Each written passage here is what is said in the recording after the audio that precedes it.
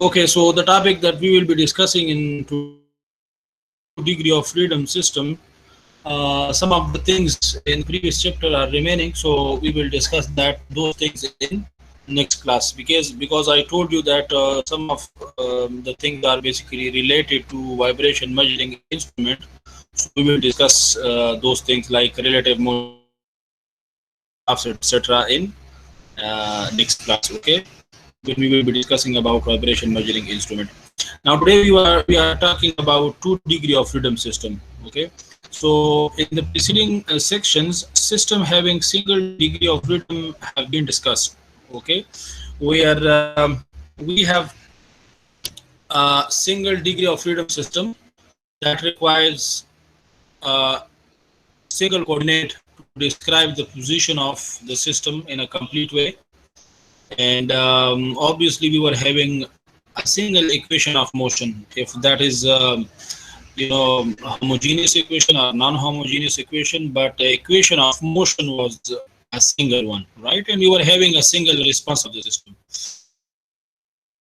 Now we will differentiate between single and two degree of freedom system. Actually what happens is that either we have single degree of freedom system or multi degree of freedom system. But the formulas, particularly when analytically we develop for single degree of freedom system, is very different from multi degree of freedom system.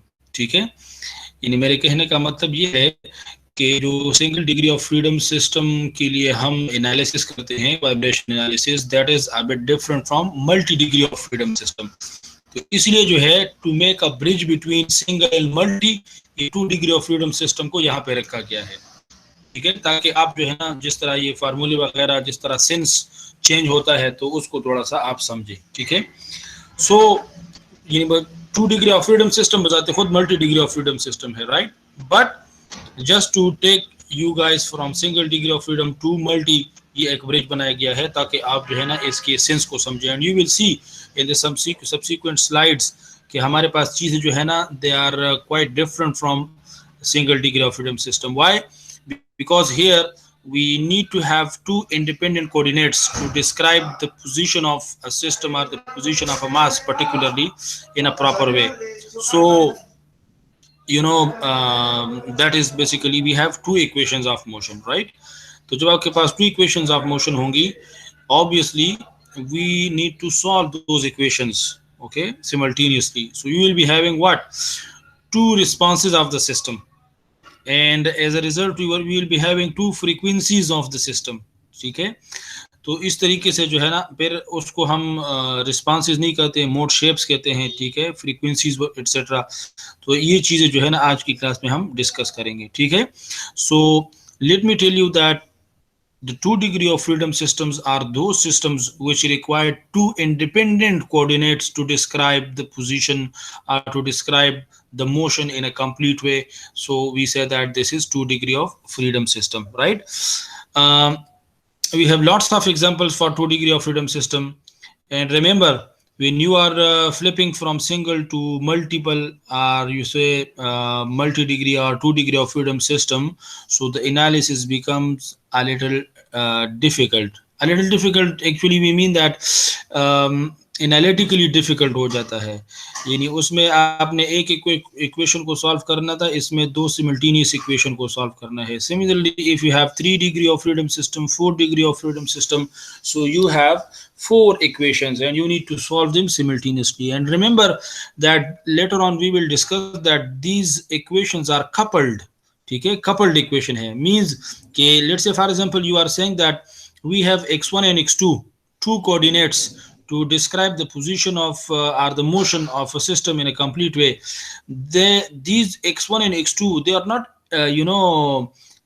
what should I say, they are coupled equation. Okay, they have influence on each other. So in this case you need to solve them and you need to find out the overall response of the system. तो ये जो है ना थोड़ा सा, and for that reason आपने शायद सुना भी होगा और होता भी इस तरीके से है कि for multi degree of freedom system nowadays the softwares are used. तो सॉफ्टवेयर बेसिकली क्या करता है, वो सिमल्टेनियस इक्वेशंस को, let's say for example if you have 10 degree of freedom system, ठीक है, तो you have to have 10 equations. तो इन 10 इक्वेशंस को जो है ना हमारे लिए मैनुअली सॉल्व करना थोड़ा सा मुश्किल होता है, टाइम कंज्यूमिंग होता है। सो कंप्यूटर जो है बेसिकली उसको प्रोसेसर उसको सॉल्व करता है सिमल्टेनियसली और आपको जो है ना उसका आंसर देता है, ठीक है। So nowadays softwares are also used for vibration analysis, right. So I just put these slides that elaborate what the 2 degree of freedom systems are. तो आपके पास systems that require 2 independent coordinates to describe their motion are called 2 degree of freedom system. Okay, and a very simple and a daily life example and crude example is you can see that we have you might have seen these types of packages. ठीक है, ये आपने देखे होंगे जब fragile material को एक जगह से दूसरी जगह ट्रांसपोर्ट किया जाता है तो इस किस्म के हमारे पास पैकेजेस में उसको रखा जाता है, ठीक है। तो ये पैकेज इसके अंदर जो है ना आपके पास यू नो वेरी वेल कि यहाँ पे आपके पास ये इस किस्म की मटेरियल होती है, ठीक है। And you know if you look at this package from the top, ठीक है, तो आपको साइडों के ऊपर यानी लेटरल डायरेक्शन में और वर्टिकल डायरेक्शन में जो है ना आपको इस किस्म की ये जो ब्लॉक्स नज़र आएंगी, ठीक है। तो ब्लॉक्स बेसिकली क्या है, वी हैव और we can model these blocks as a spring elements. Why? Because they are used to और they are the purpose of these blocks is to give some elasticity to this fragile material, ठीक है, ताकि जो है ना ये directly अगर for example कहीं पे गिर भी जाए तो उसको शॉक ना लगे, right. It should absorb some of the energy, ठीक है। तो इसलिए जो है ना इसको इस तरीके से रखा जाता है। Now this is a physical system and if you want to make a model of that is a spring mass model, तो ये आपके पास क्या होगा, we are basically looking from the top से आप जो है ना इस चीज को देख रहे हैं तो आपको ये नजर आएगा, ठीक है, कि ये आपके पास क्या है, this is that fragile instrument having mass m and these are actually those cushioning materials. ये जो आपके पास मटेरियल है कुशनिंग मटेरियल, ठीक है, या पैकेजिंग, तो उसको जो है ना हम क्या करते हैं, we are modelling that material as a spring. अब ये स्प्रिंग का इक्विवेलेंट स्टिफनेस क्या होगा, it depends on that material, ठीक है, कि कितना जो है ना ये स्टिफनेस ऑफर करता है, तो ये जो है इसका इक्विवेलेंट स्प्रिंग होगा, ठीक है। And same is the case for here and here also, ठीक है। तो इफ यू मॉडल दिस, ठीक है, तो आपके पास क्या होगा कि यू नो यहाँ पे इक्विवेलेंट ऑफ दीज, ये पैरेलल में है तो इसका अपना एक इक्विवेलेंट होगा, लेट्स से के इक्विवेलेंट 1, और इनका जो है ना अपना दूसरा होगा, तो दैट विल बी के इक्विवेलेंट 2, और ये दोनों जो है ना सीरीज में है, ठीक है, they are in series with each other, this one and this one. तो बहरहाल आपके पास जो है ना एक इक्विवेलेंट स्टिफनेस का स्प्रिंग आएगा, ठीक है। This is actually that mass and this is that spring with value k1 where k1 is the equivalent of this and that, ठीक है। and same is the case for this vertical also, तो vertical में भी आपके पास क्या होगा, these are connected in parallel, so इसका इक्विवेलेंट फाइंड आउट करेंगे, सिमिलरली इसका इक्विवेलेंट फाइंड आउट करके, और इन दोनों का जो है ना सीरीज में है तो इनका इक्विवेलेंट फाइंड आउट करके आपके पास ये k2 आ जाएगा, ठीक है। And this is actually that mass. Now you have basically moulded physical system, a simple one, into spring mass system. Now you can look at this. Now if you, let's say for example, displace this mass, for example from here to this position, ठीक है, इस position में जो है ना आप इसको displace करते हैं, ठीक है। तो इस पोजीशन में जो आप डिस्प्लेस करते हैं, it can move. Now if you remove that disturbance, so it can move towards left, ठीक है, ये लेफ्ट में मूव कर सकता है, and similarly it can move downward, ठीक है, because this is a spring, not a rigid body. So the motion of this mass can be in the y direction, denoted by this r, the motion is described by y of t, and it can also move in the x direction, so it is actually denoted by x of t. So you can see that these independent 2 coordinates are required to describe the motion. So for that reason, this type of model is known as a 2 degree of freedom system. ठीक है, तो इसको 2 degree of freedom system ही हम analyse करेंगे। If you look at the lathe machine, ठीक है, आपके पास जो है this is the head stock and similarly tail stock and dead centre and live dead centre, ठीक है, लाइव सेंटर, और ये आपके पास बिड है, very simplified schematic view of lathe machine. तो इसका अगर हम सिंप्लीफाइड वर्जन जो है या मॉडल करें, spring is basically the axis of, ये जो ए बी आपके पास है ना, this is the axis of this lathe machine, right, and C G, ठीक है, ये हिट स्टॉक जो है थोड़ा सा हैवी होता है, so for that reason this C G shifted to the left. Anyway, this is the center of gravity, and these are actually the movement arms, right? And this is mass, and this is polar moment of inertia. Now, if, for example, the machine is running and there is some vibration, right? So these columns, ये जो आपके पास दो columns है ना, upon which the machine is rested, they are elastic columns, and the property required from these columns is elasticity, and that elasticity is denoted by spring elements, ठीक है ना, K1 and K2। अब ये K1 और K2 क्या है, ये basically elasticity of this column है and this is elasticity of this column, and purely it depends on कि किस मटेरियल से बना है, किस शेप से बना है, ठीक है। तो इस तरीके से जो है ना इसकी इलास्टिसिटी को हम डिफाइन करते हैं। Now you can look at this, if for example there is some movement in this lathe machine, we have actually, we need to have, जिस तरह हम देख सकते हैं कि if you want to locate the CG after a certain time, ठीक है, you need to disturb the system, for example downward force इसके ऊपर लगता है, and you want to locate the CG after like at time t1, इसके ऊपर अगर आप इसको लोकेट करना चाहते हैं ना, तो CG बेसिकली, या बल्कि ये न्यूट्रल एक्सिस जो AB है, ये एक तो आपके पास क्या होगा, इट विल गो डाउनवर्ड, ठीक है, how much it has gone downward, तो इसके लिए एक कोऑर्डिनेट हमें रिक्वायर्ड होगा, let's say x, and second thing is that because we have two springs, so this AB can orient, ठीक है, ये इस तरह जो है ना ओरिएंट कर सकता है एंगल के ऊपर, तो इस ओरिएंटेशन के लिए जो है ना हमें दूसरा कोऑर्डिनेट चाहिए होगा, that is let's say theta. So these two coordinates are the independent coordinates we need to have for this lathe machine to describe its motion. So ये भी आपके पास इसकी एनालिसिस भी जो है ना क्या है, this is 2 degree of freedom system. Same is the case with a car chassis, ठीक है, ये आपके पास कार है and you can have this chassis of the car denoted by AB line, ठीक है, तो ये AB जो है ना आपके पास चेसिस है इसका, this is the CG, this is polar moment of inertia, this is the mass. Now we have equivalent spring, ठीक है, the spring constant of that, ठीक है, तो जो आपके पास इसकी जो stiffness property है that is denoted by K1 and this is denoted by K2। तो अब जो है ना हमारे पास क्या है, सेम केस है, ये भी 2 डिग्री ऑफ फ्रीडम सिस्टम का है, because if this car is moving on a bump, right, so you can see and you can very much imagine कि आपके पास ये जो न्यूट्रल एक्सिस है, it can have this position, ये A bar and B bar आ जाता है, तो it has gone down how much by x of t and it has oriented by how much theta of t, so for that reason 2 coordinates are needed, so this is a 2 degree of freedom system, ठीक है। So lots of examples for 2 degree of freedom systems are there, ठीक है। Similarly, if you see we have जो आपके पास simple pendulum है ना, तो simple pendulum is a single degree of, why, because let's say this is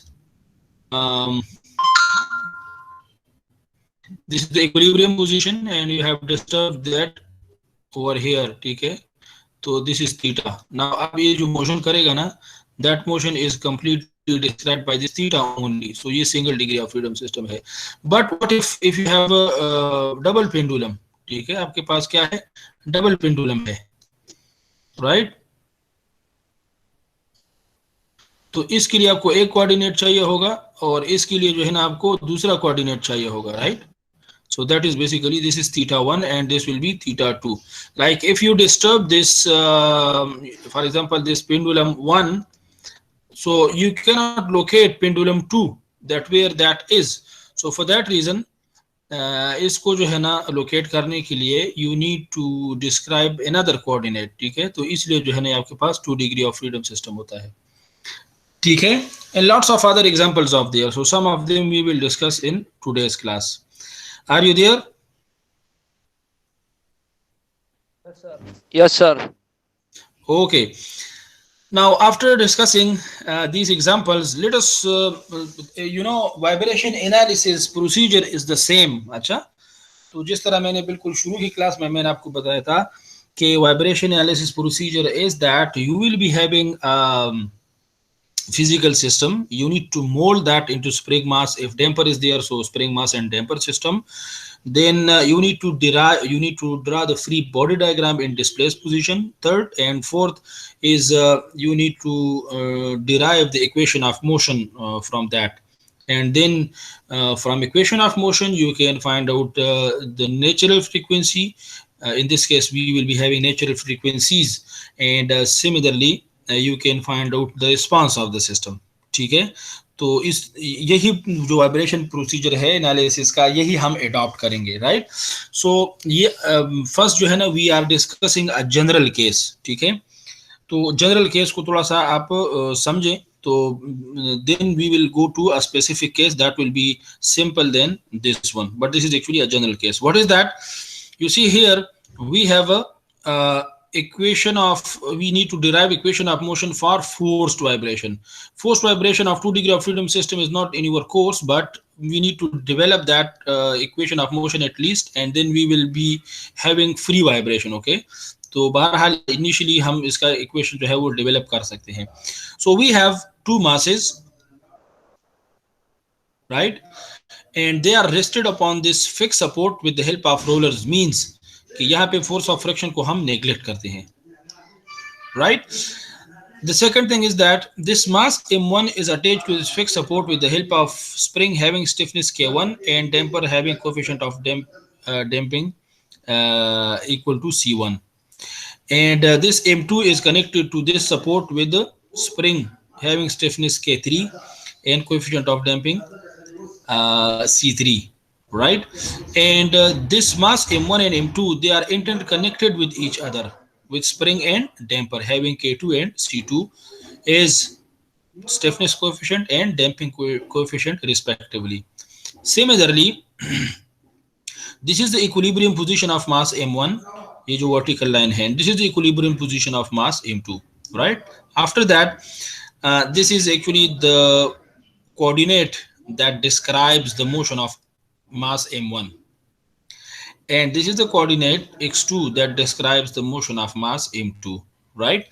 and this is force F1 of t। अब ये force जो है ना different हो सकती है, अच्छा, ये जिस तरह हमने previously भी discuss किया था, this force could be harmonic force, could be any other periodic force, can be impact force, can be other type of force, right। and this one is a F2 of t। ये t क्या है कि this is not a constant force, right, because this is actually F2 of t or F1 of t, this changes with respect to time, so time dependent है, and same is the case with these displacements also। और इसको जो है ना right side के ऊपर draw करने का मतलब ये है और it is towards right side. तो जिस तरह मैंने आपको बताया था कि if you want to derive the equation of motion using Newton's law, तो उसमें जो है ना आपने डायरेक्शन का ख्याल रखना होता है। सो फॉर दैट रीजन मैंने आपको बताया था कि we need to have that direction as positive in which initially the mass is moving. तो इनिशियली जो है ना आपके पास जो मास मूव करता है ना वो राइट वर्ड डायरेक्शन में मूव करता है। So for that reason we are taking this direction, ये जो मैंने एरो ड्रा किया है, इज पॉजिटिव। तो I should say that x is positive here, similarly velocity is also positive here and acceleration is also positive here, ठीक है। तो ये जो है ना आपके पास पॉजिटिव डायरेक्शन है, okay. Now what we have is that you need to initially disturb the system। initially disturb हम कैसे system को करते हैं कि इस mass को, I should say in rough words that you need to take these two masses, ठीक है, इन दो masses को पकड़ के and you can displace it in the rightward direction, means आप इसको जो है ना displace करें। take this mass and this one ठीक है, and displace them in the rightward direction. थोड़ा सा जो है ना इसको पकड़ के आप राइटवर्ड डायरेक्शन में दोनों को लेके जाएं, and in that displaced position you need to draw the free body diagram। ठीक है, तो कैसे जो है ना आपके पास फ्री बॉडी डायग्राम आएगा, इसको थोड़ा सा समझिए। आपकी बुक में थोड़ी सी मेरे लिहाज से थोड़ी सी मिस्टेक यहाँ पे है, and the mistake is here. Mistake तो आप नहीं कह सकते, but maybe some typo और टाइपिंग एरर। ये कहता है, ये you can see here, this is actually the mass m1 is moving. ठीक है, ये आपने इसको ऐसे जो है ना मूव किया है, तो obviously the restoring forces will be in the opposite direction. This is simple. Similarly, एक assumption हम करते हैं कि भाई x2 is greater than x1। इसको समझिए। अच्छा, x2 is greater than 1 का सिंपल मतलब क्या है कि mass m2 is moving faster than m1। तो you can imagine, अच्छा, कि अगर ये m2 जो है, m2 ये अगर तेज जाता है, it moves faster than m1, तो ये जो है ना ये टेंशन में होगा, ये वाला। ठीक है, ये this spring will be in tension, right. ठीक है, and if for example this mass m2 is moving slower then this one m1, तो ये क्या होगा, ये कंप्रेशन में होगा, ये इसको पुश करेगा। ठीक है, तो एक एग्जम्पशन हम ले सकते हैं। तो यहाँ पे जो एग्जम्पशन हमने ली है वो ये है कि x2 is greater than x1। This means that mass m2 sorry is moving faster than m1। तो ये इसको जो है ना खींचेगा अपनी तरफ। तो इसका मतलब ये कि ये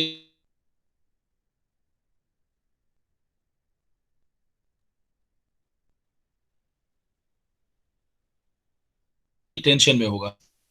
तो इसलिए हमारे पास जो फोर्सेस हैं ये इस तरह से किए गए हैं। जी जी सर, ये लास्ट ये बात को रिपीट करें, आपकी आवाज उसमें कट गई थी। ये अच्छा, वो असल में कॉल आ गई थी। एनीवे, ठीक है, ये मैं ये कह रहा हूँ आपको कि this is the spring mass and damper system for 2 degree of freedom। ठीक है, and this is the free body diagram in displaced position। ठीक है, displaced position का मतलब ये है कि you have displaced that। ठीक है, इक्विलिब्रियम से जो है ना आपने इसको डिस्प्लेस किया है like this। ठीक है, this is actually the displaced position of this mass। तो obviously if the mass m1 is moving in this direction, तो आपके पास जो restoring forces होंगे वो क्या है, those are the opposite forces in the opposite direction। ठीक है, ये तो समझ में आती है हमारे पास। लेकिन ये जो चीज है ना, मैंने आपको बताया कि ये यहाँ पे इस तरह लिखा है, स्प्रिंग K2 अंडर टेंशन में होगा for x2 minus x1 positive. इस x2 माइनस x1 पॉजिटिव का दूसरा मतलब ये है, ठीक है, कि x2 is greater than x1। इसका मतलब यही है ना, x2 is greater than x1 means mass m2 is moving faster than m1। तो तब जो है ना आपके पास ये स्प्रिंग किस में होगा, ये टेंशन में होगा ना, spring will be in tension. ठीक है, इन ये तेज जा रहा है और ये स्लो जा रहा है, तो ये इसको खींच रहा है इस मास m1 को। तो इसका मतलब ये है कि this will be in tension. तो टेंशन का मतलब ये है कि we need to have relative motion. ठीक है, यहाँ पे तो आपके पास क्या है, we have basically we have this here also, this is k1 into x1 minus x0 I should say, या xa आपको कह सकते हैं। लेकिन चूंकि हमारे पास क्या है, this is fixed here। ठीक है, तो रिलेटिव मोशन नहीं है, तो तभी जो है ना हमारे पास ये चीज जो है ना वो जीरो होती है, and we are just writing kx1 and same is the case with velocity also. ठीक है, लेकिन यहाँ पे तो रिलेटिव मोशन है, तो इसलिए जो है आपके पास k2 into this difference, a displacement difference, and similarly down there you have c2 and this velocity difference। ठीक है, तो ये जो है ना हमारे पास दोनों मासेस के ऊपर आप जो है ना इसको अगर टेंशन में है तो you need to show them like this.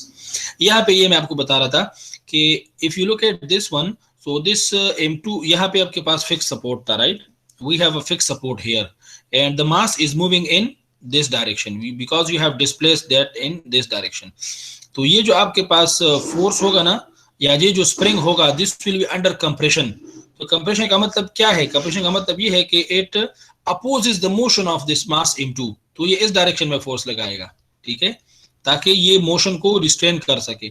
तो इसलिए जो है ना आपके पास जो फोर्सेस हैं, चाहे वो डैम्पर की फोर्स हो या स्प्रिंग की फोर्स हो, that will be in this direction.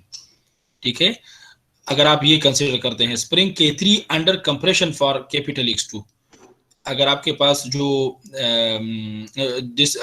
ये x2 है ना, means the mass is moving in the rightward direction, तो आपके पास ये जो स्प्रिंग होगा that will be in compression, because that will oppose the motion of this mass m2। और ये तो ऑब्वियसली हमने डिस्कस किया था अच्छा कि in the basic building blocks, spring is the element that opposes the displacement. So we have displaced m2, so obviously there will be a force in the opposite direction.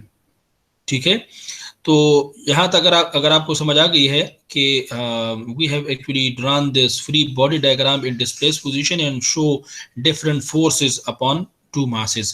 तो उसके बाद जो है ना फिर आप क्या करते हैं कि you need to have this mass m1 and use summation of forces equal to inertia force mx double dot. अब क्योंकि हमारे पास दो masses हैं, so I should write m1 and in place of x double dot I should write x1 double dot, where this is m1 and this is acceleration of mass m1.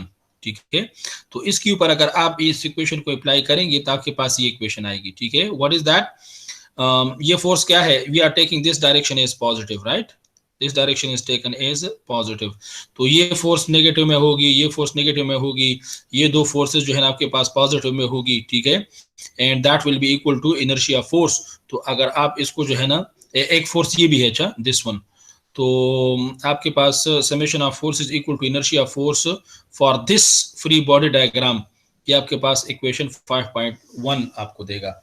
Simple है।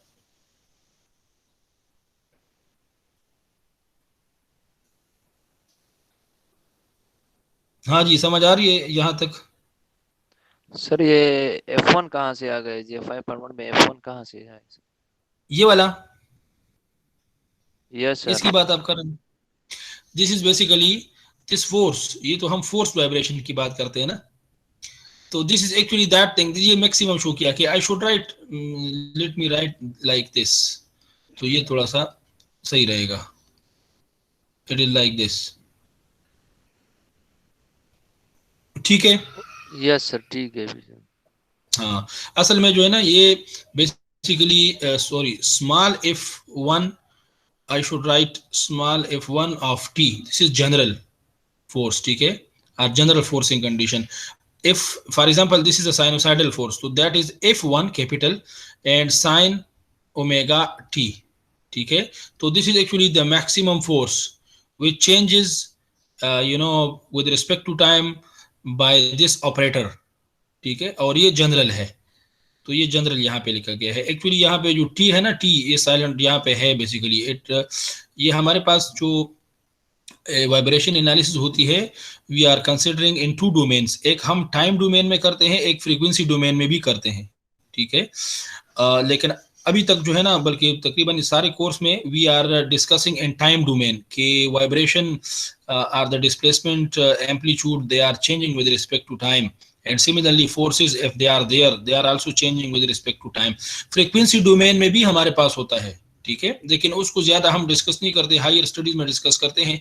Even if you are interested and if you have the solutions in time domain, you can convert them to frequency domain using Laplace transform, आपने नाम सुना होगा, तो Laplace transform से आप एक domain से दूसरे डोमेन में जा सकते हैं। ठीक है, but if it is required. So I was telling you कि यहाँ पे जो है ना हमारे पास इस फ्री बॉडी डायग्राम से आपके पास क्या आ जाएगा, m1 x1 double dot, it is here, ठीक है, and summation of forces, this will B minus k1 x1, this will B minus c1 x1 dot and this will B positives. ठीक है, आप मल्टीप्लाई करेंगे और उससे जो है ना आप because we have c2 minus c2 x1 dot here and similarly c1 x1 dot here, तो x1 dot दोनों में है। ठीक है, तो इसलिए जो है ना c1 plus c2 जो है ये इससे काम ये आ जाएगा और ये कॉमन हो जाएगा। बहरहाल ये आप कर सकते हैं मेरे हाल में, this is not difficult.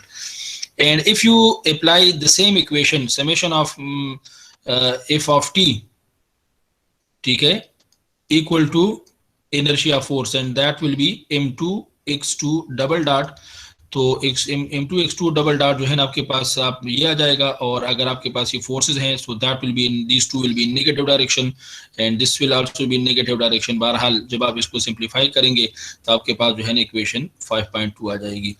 These two are the equations, ठीक है। तो आपके पास ये non homogeneous ordinary differential equations है। ऑर्डिनरी इस लिहाज से है कि ये लीनियर वाइब्रेशन है हमारे पास, ठीक है।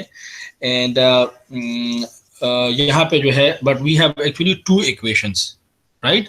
So this equation basically the equation of motion describes the motion of this one, and similarly this describes the motion of this one independently, right? Now these equations are, one मैंने आपको बताया कि differential equation है, दूसरा ये कि ये non homogeneous equation है इन वेरिएबल x1 एंड x2, और थर्ड चीज जो है ना आपके पास ये है कि दे आर कपल्ड इक्वेशन, ठीक है। कपल्ड इक्वेशन का क्या मतलब होता है, मे बी आपको पता हो। कपल्ड इक्वेशन का मतलब ये है कि in this single equation let's say 5.1 you can C, obviously यहाँ पे चूंकि मास m1 है ना, तो आपको एक्सेलरेशन का टर्म x1 नजर आएगा, x1 डबल डॉट नजर आएगा, x1 नजर आएगा, but at the same time you are also having x2, that is the displacement of mass m2, and same is the case for velocity x2 dot also, it is also here in this equation. So इसका मतलब ये है कि ये coupled equation है, यानी मास m1 is not, you know, the motion of mass m1 is not independent of mass m2, it is rather influenced by the motion of the mass m2। बात समझ आ गई? तभी तो हम ये assumption करते हैं ना, ये अगर हम ये assumption करते हैं तो इसका मतलब क्या है कि x2 अगर बड़ा है, the mass m2 is moving faster than m1, तब ये जो है ना आपके पास क्या होंगे, टेंशन में होंगे। But if you reverse this sense of these two displacement, if x1 is greater than x2 means m1 is moving faster than m2, तो ये इसकी क्या करेगा, धकेलेगा इस मास m2 को। तो इसका मतलब ये कि these will be in compression, this spring will be in compression। तो इसका क्या मतलब है कि the motion of this mass m2 is influenced by m1 and the vice versa is also true। So for that reason you can see that in this equation 5.2 you will also be having, although कि ये जो है ना आपके पास क्या है, this is a equation or the equation of motion for mass m2, but it is influenced by x1 also, ठीक है। ये x1 भी होगा, x1 डॉट भी होगा, तो इसलिए जो है ना इसको कपल्ड इक्वेशन कहते हैं, ठीक है। यानी अगर आपके पास ये इसमें x1 और x2 डॉट ये ना होता तो इससे जो है ना हम सिंपली सॉल्व करके मालूम कर सकते थे, but since they are coupled equation so there is a technique to simultaneously solve them and to find out the the responses of the system, ठीक है। तो बल्कि इस स्टेज में मैं आपको बता देता हूं कि फिर जो है ना हम क्या करते हैं, मैंने आपको बताया था कि from these equations we can find out the frequencies, natural frequencies, ठीक है। दो इक्वेशंस हैं तो आपके पास दो नेचुरल फ्रीक्वेंसीज आएंगी, ठीक है, two natural frequencies, right. And similarly इसका अपना रिस्पांस होगा एंड इसका अपना रिस्पांस होगा, तो उसको फिर हम इंडिविजुअल रिस्पांसेस नहीं कहते, बल्कि उसको हम कहते हैं mode shapes. So the what should I say, the proper word for the response of the system in case of 2 degree of freedom system is the mode shape, ठीक है।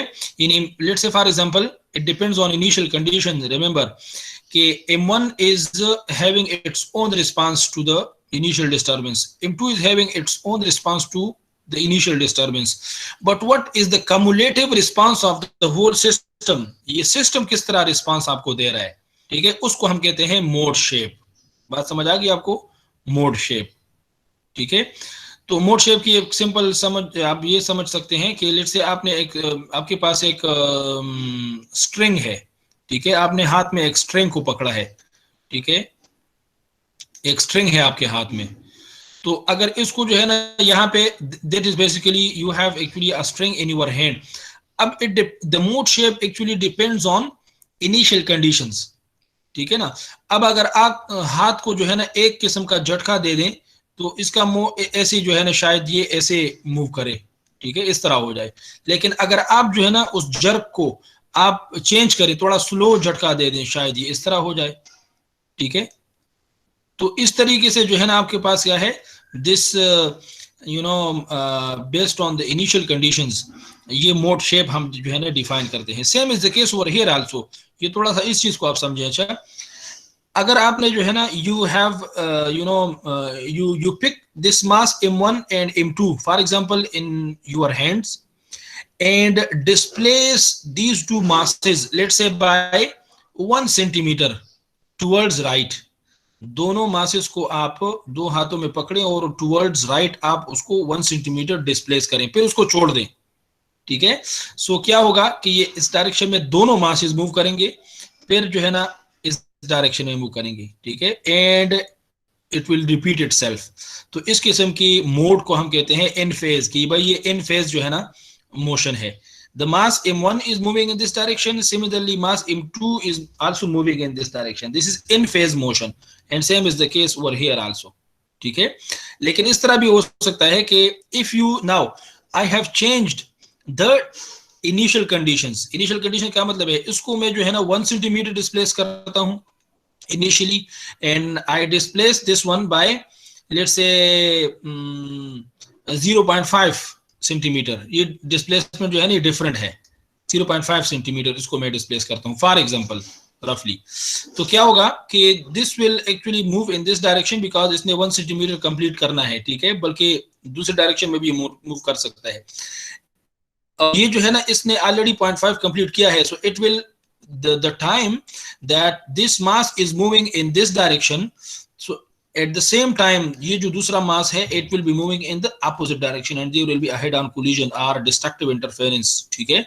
तो आपके पास बेसिकली क्या होगा कि ये इसका अपना रिस्पांस है, इसका अपना रिस्पांस है, but the overall response of the whole system because of this destructive interference will be a reduced one. ठीक है. तो इसी तरीके से बाज़ औक़ात हमारे पास इस तरह होता है कि in a machine the systems having individual vibrations वो ज्यादा होते हैं, लेकिन वहां पे इंटरफेरेंस इस तरीके से होती है कि overall vibration of the system जो है ना वो कम होता है. ठीक है. तो इसलिए जो है why because of that destructive interferences. तो इसलिए जो है ना इसको हम कहते हैं मोड शेप, कि किस तरीके से जो है ना इसका मोड बनता है, नेचुरल मोड इसका बनता है. ठीक है. तो ये जो है ना हमारे पास रिस्पांस ऑफ द सिस्टम को हम यू कैन से रफली कि हम उसको मोड शेप कह सकते हैं. राइट. ओके. यहां तक समझ आ गई आपको? ये डिस्ट्रक्शन इंटरफेस थोड़ा फिर बताइए सर, ये क्या चीज है? अच्छा, ये मैं आगे आपको बताता हूँ. Why because we have actually this topic free vibration analysis of an undamped system. तो इसमें हमारे पास मोड शेप की बात भी आएगी और constructive destructive interference, in phase and out of phase motion की बात भी आएगी. Right. Okay sir. Okay. Now, if you look at equation 5.1 and 5.2, तो ये दो आपके पास equations हैं. Right. Now, you know very well कि हम जो है ना equations को फिर I can write these two equations like this. ये दो equation जो है ना इसको हम अपने आसानी के लिए इस तरह लिख सकते हैं कि भाई हमारे पास because for single degree of freedom system we have mx double dot plus plus cx dot plus kx is equal to f of t. इस तरह हम लिखते हैं ना. If you have a single degree of freedom system and forced vibration, so ये equation इस तरह होता है. ठीक है. तो अब हम क्या करते हैं कि we are having this matrices. थोड़ा सा मैं इसको अगर इस तरह लिखूं, let me write it like this.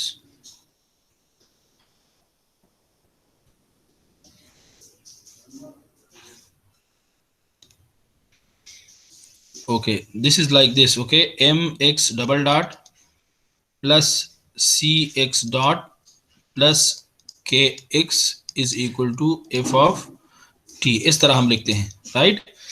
तो if you have these two equations, तो इसको हम मैट्रिक्स के फॉर्म में लिख सकते हैं. That is wait a minute.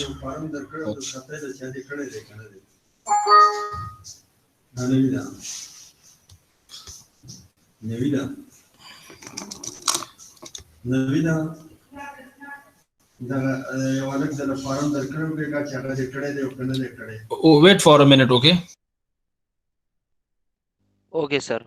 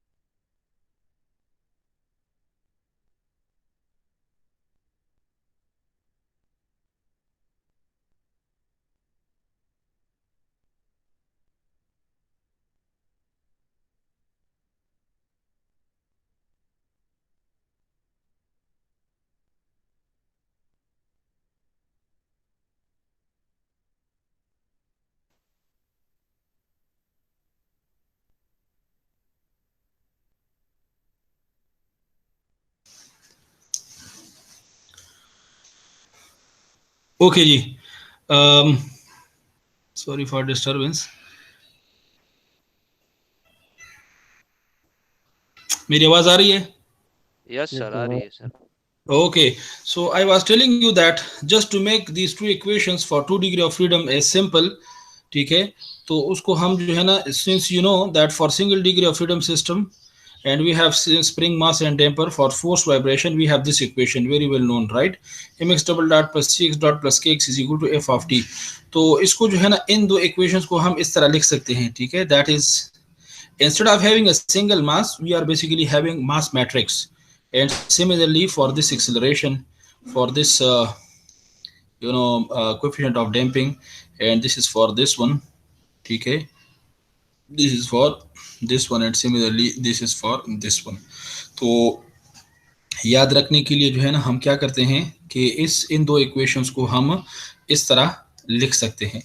अब इसमें जो है आपके पास क्या है, instead of having a single mass we are having what, this is basically your mass matrix, ठीक है, दिस इज मास मैट्रिक्स, बल्कि यहाँ पे लिखा भी है मास मैट्रिक्स, ठीक है।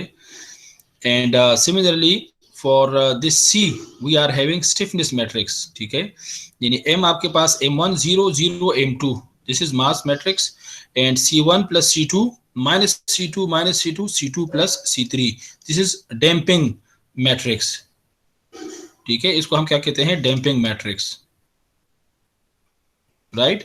And similarly for k we have k1 plus k2, k2 plus k3 and minus k2 minus k2, this is known as stiffness matrix, ठीक है, stiffness matrix। तो यहाँ पे and similarly जी जी, तो ये हमने डायरेक्ट लिख लिया?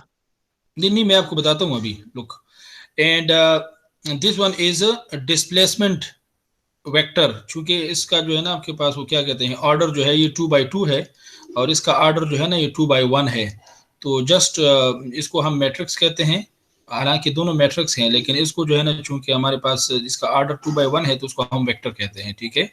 This is displacement vector and this is force vector, ठीक है।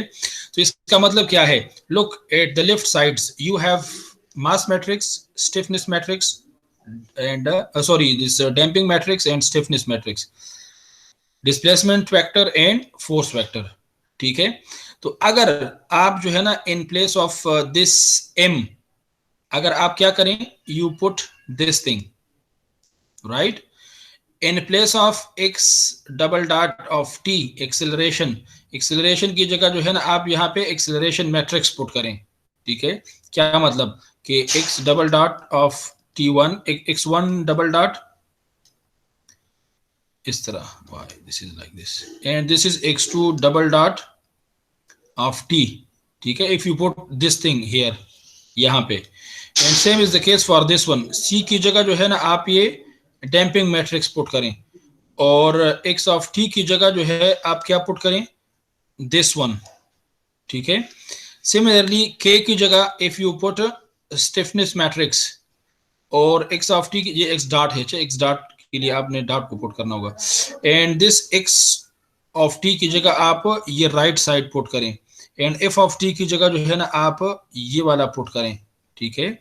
यानी put right sides of mass matrix and acceleration, similarly damping matrix, velocity matrix, stiffness matrix and displacement vector, and same is the case for this one. और अगर उसको फिर आप simplify करें ना तो आपके पास एग्जैक्टली यही दो इक्वेशंस आएंगी। बात समझ आ गई आपको? आपने ये देखा होगा ना, let's say for example 2x plus 3y is equal to for example 5 and 3x plus 4y is equal to 6, तो इसको हम इस तरह लिख सकते हैं ना, 2 3 3 4, ठीक है, multiplied by xy and this is equal to 5 6। तो ये वही चीज है, दो इक्वेशंस को आप मैट्रिक्स की फॉर्म में लिख सकते हैं और मैट्रिक्स से जो है ना आप दो इक्वेशंस भी बना सकते हैं। तो ये हमने यहाँ पे यही किया है। बात समझ आ गई आपको? Yes sir. Okay, just for remembrance. तो अच्छा, एक और चीज ये है कि ये जो आपके पास मास मैट्रिक्स हो या we have this damping matrix and stiffness matrix, they are symmetric matrix, right?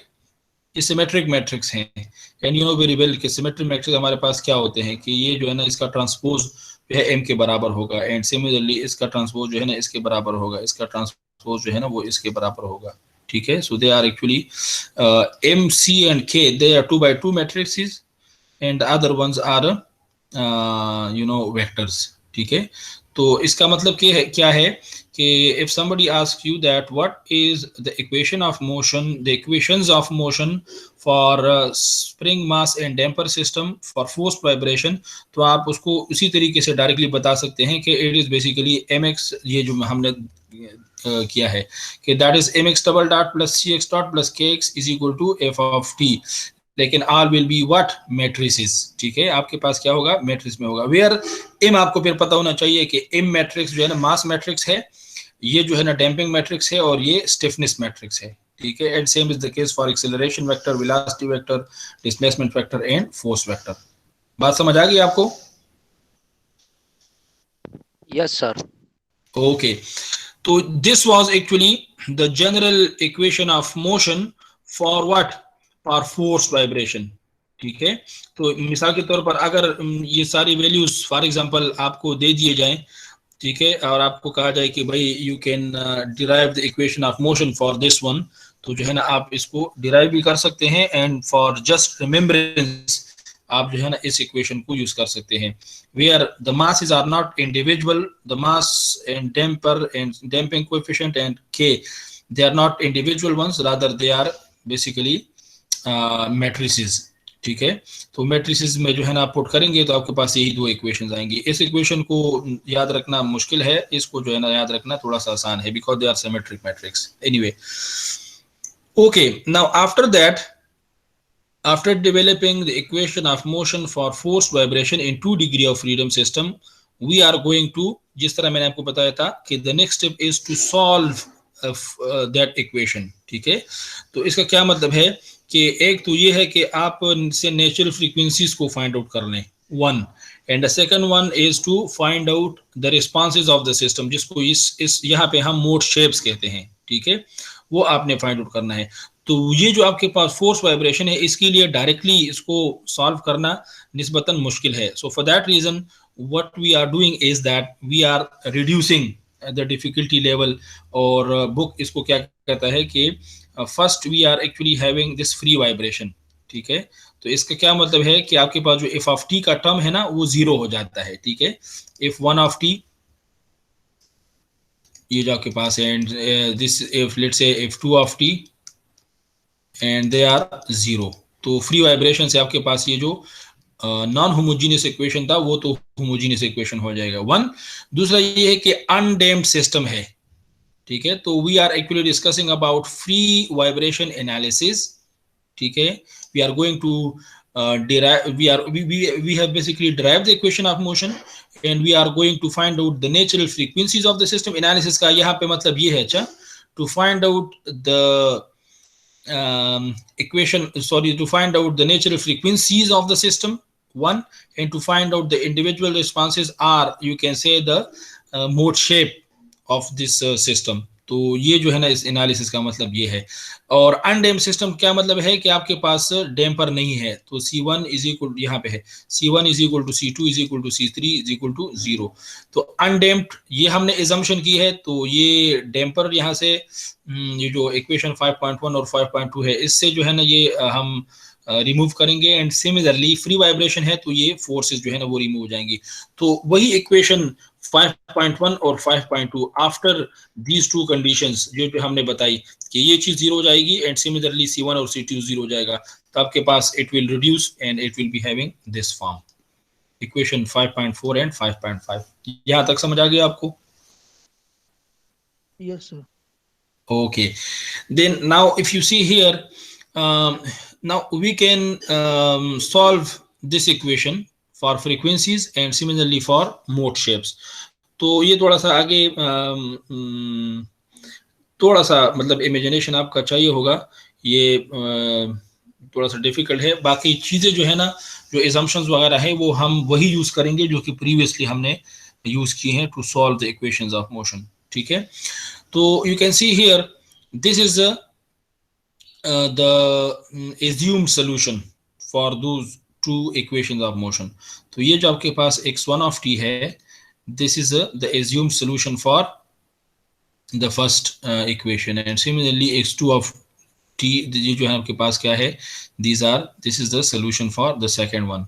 ठीक है, तो यहाँ पे हमारे पास फ्री वाइब्रेशन है. ठीक है, तो these solutions are basically, these will be homogeneous solution, right, because we are not talking about forced vibration जहाँ पे particular solution आता है. So this will be homogeneous solution where x1 and x2 are constant that denote the maximum amplitude of x1 and x2. ठीक है, ये बिल्कुल शुरू में हमने बात की थी कि x1 of t single degree of freedom system में that is capital X, let's say for example capital x1 cos omega T, और अगर आप +5 लिखते हैं तो बेसिकली ये फेज एंगल है. ये x1 ऑफ t की वैल्यू 0 0 कोऑर्डिनेट्स के ऊपर आपको बताते हैं. तो वो अगर 0 से स्टार्ट होता है सो यहाँ पे आपके पास ये 0 होगा, सिर्फ cos ओमेगा टी होगा. और अगर जनरली आप देखते हैं तो फिर जो है ना ये फाई आप यहाँ पे रखते हैं. ठीक है, एनीवे, ठीक है, where phi is the phase angle. तो यहाँ से जो है यू कैन लुक, यहाँ पे इसने इसकी कैलकुलेशन वगैरह नहीं की, बल्कि डायरेक्टली इसने कहा है कि भाई सब्स्टिट्यूटिंग इक्वेशन 5.6, ये दो इक्वेशन जो है ना आप क्या करें, you need to put them in equation 5.4 and 5.5. इन इक्वेशन में जो है ना आप पुट करेंगे. In place of x2 you can directly put over there capital x2 and cos omega t + 5, and same is the case for x1 also. And similarly twice differentiate x1 and put the right side over here. ठीक है, and same is the case over here also. तो यहाँ पे जिस तरह previously हम put करते थे, जब आप पुट करने कहता है तो आपके पास ये जो इक्वेशन है ना वो इस तरह हो जाएगी. ठीक है, कि this will B -m1 omega square plus k1, because you know very well कि यहाँ से जो है ना आपके पास जब आप इसको ट्वाइस डिफरेंशिएट करते हैं ना तो ये ओमेगा आगे आ जाता है. ठीक है, कॉज का डिफरेंशिएशन साइन है और साइन का अगेन जो है ना वो माइनस कॉज है. ठीक है, तो इस तरीके से जो है ना ये आपके पास ये -p आगे आ जाता है जिस तरह आपको ये नजर आ रहा है. ठीक है, and same is the case for this omega also, omega square होगा ये डिफरेंशिएट करके. ठीक है, anyway we are not going into that detail, but we can just say that if you put these assumed solution 5.6. ठीक है, अगर आप इस प्रीवियस इक्वेशन में जो आपके पास अनडैम्प्ड फ्री वाइब्रेशन के लिए है, इसमें अगर आप पुट करेंगे, सिंप्लीफाई करेंगे तो आपके पास ये इक्वेशन 5.7 आएगा. Where we have -m1 omega square plus k1 plus k2 x capital x1 minus k2 capital x2 cos omega t + 5, और same is the case for this other one also. ठीक है, तो ये जो है ना आपके पास ये इक्वेशंस आएंगी. एंड ये कहता है कि since equation 5.7 must be satisfied for all values of time t. ठीक है, the terms between brackets must be 0. ठीक है, इसका क्या मतलब है? इसका मतलब ये है, बल्कि इसको तो बेशक आप काट लें, because from both sides you can just take that like this. तो यहाँ पे जो है आपके पास क्या होगा, यू कैन जस्ट सी कि ये this one and this one. ठीक है, ये आपके पास जो है 0 के बराबर आ जाएगा. ठीक है, मतलब इसको जो है ना आप divide both sides by this thing, तो आपके पास यही चीज रह जाएगी ना. ठीक है, तो equation 5.7 will be reduced to this form. यहां तक समझ आ गई आपको? Yes sir. ओके, उसके बाद क्या है कि यू नीड टू नो कि यहाँ पे आपके पास you can have this equation और you can write it like this.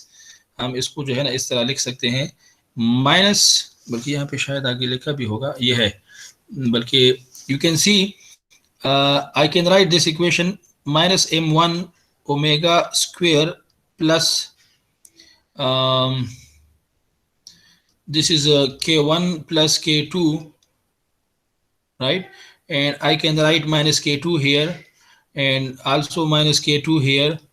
ठीक है, और यहाँ पे जो है ना मैं लिख सकता हूँ minus this is m2 omega square plus k2 plus k3 and I can write, इसको मैं एक कोएफिशिएंट मैट्रिक्स लिखता हूँ, and I can write here x1 sorry and this is x2 and at the right side I can write 0 and 0.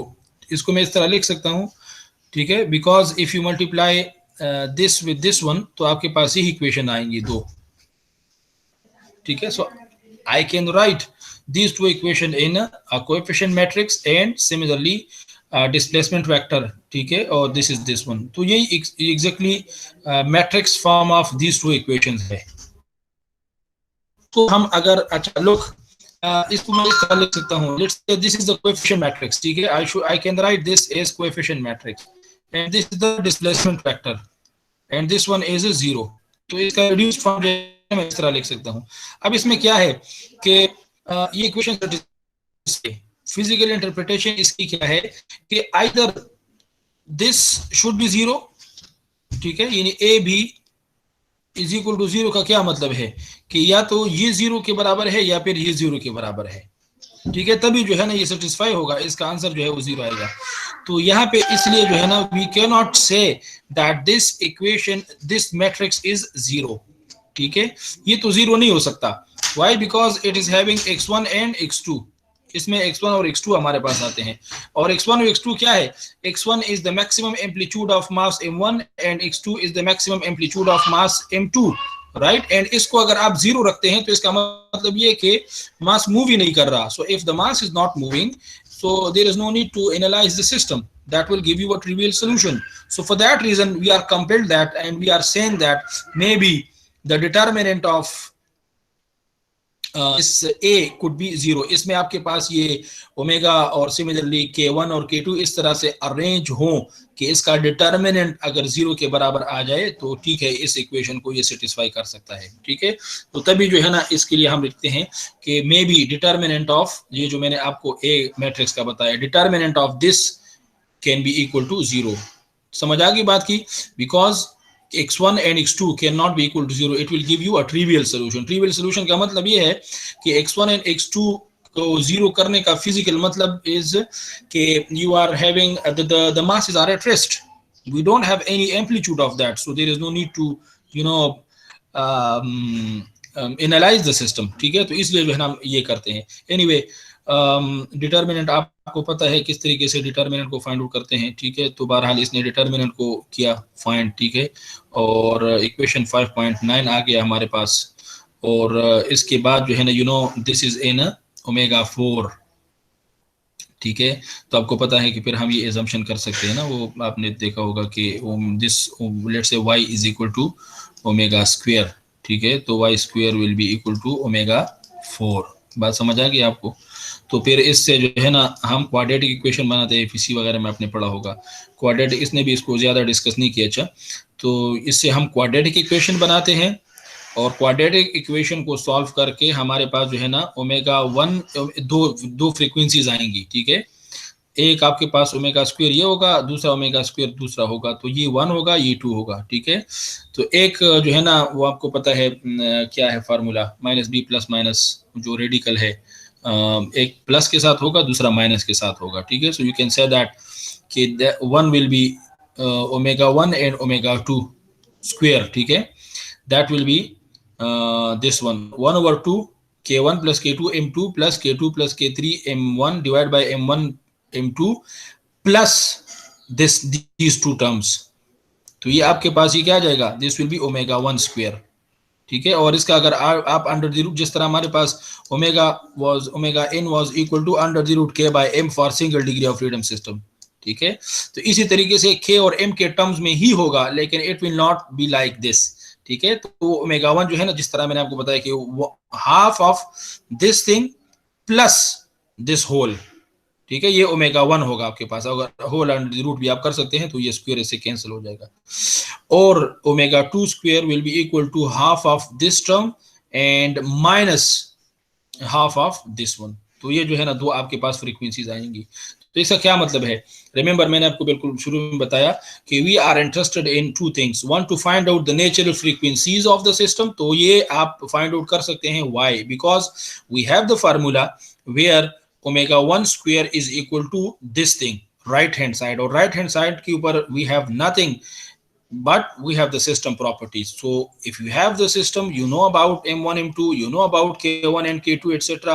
You can readily put the values over there and you can find out what the natural frequency of the system is. That is the first natural frequency, and same is the case for the second natural frequency also. So this was the first requirement, that if you want to find out the natural frequencies of the system, we have developed a relationship between frequencies and the system parameters. That is equation 5.10. तो यहाँ से जो है ना system की properties या parameters को put करके you can find out the natural frequency of the system. यहाँ तक समझ आ गई आपको?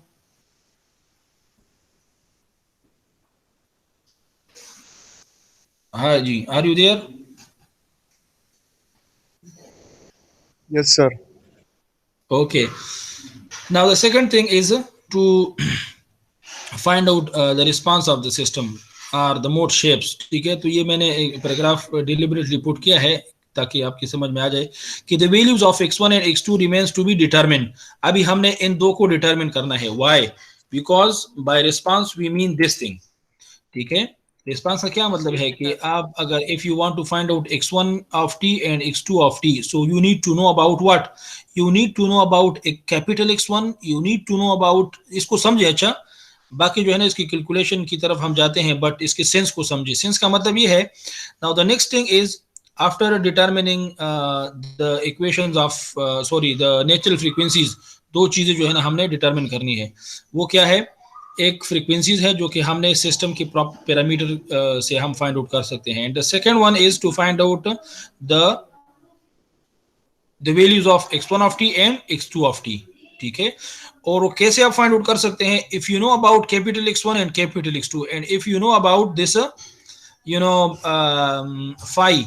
ठीक है, तो x1 और x2 इसकी वैल्यू को हमने डिटरमिन करना है एंड फाई की वैल्यू को हमने डिटरमिन करना है. So you can just put them over there and you can find out x1 of t and x2 of t. ठीक है, अच्छा, अब x1 जो है ना, ठीक है, x1 and x2 और सिमिलरली फाई, इनकी वैल्यूज को हम कैसे फाइंड आउट करते हैं?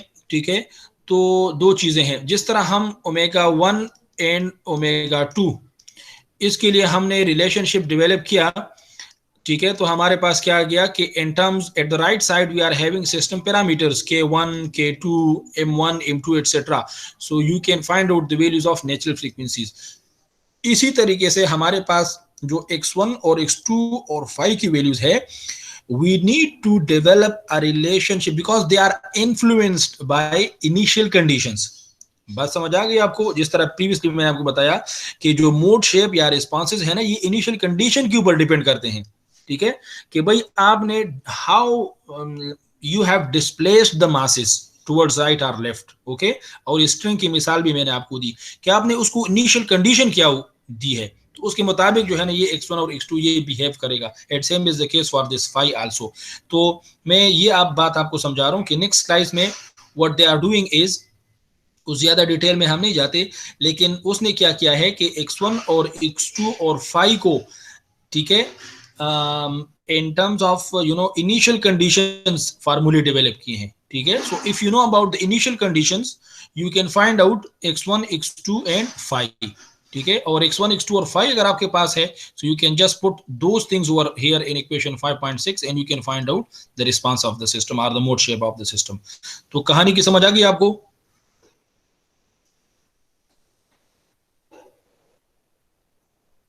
Are you there? Yes sir, आ रहे हैं.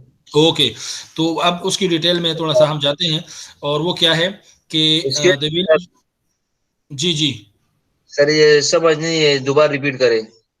दोबारा और रिपीट? अच्छा,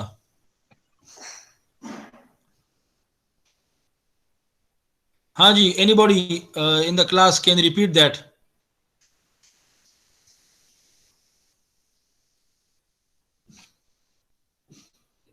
क्वेश्चन किसने पूछा है? What is the name?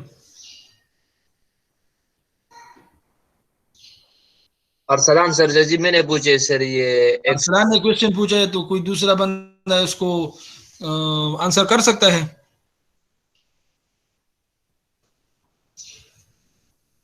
Ji, anybody?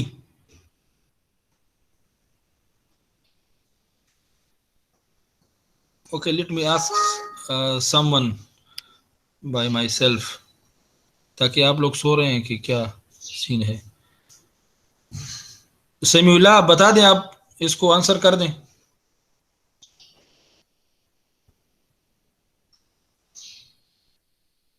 Samiullah नहीं है?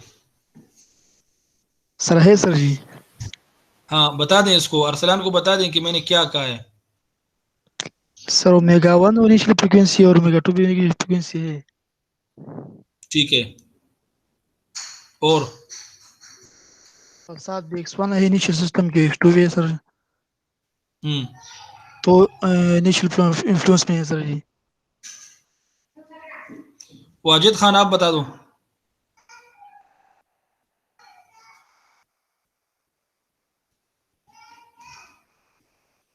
हाँ वाजिद आप बता दें।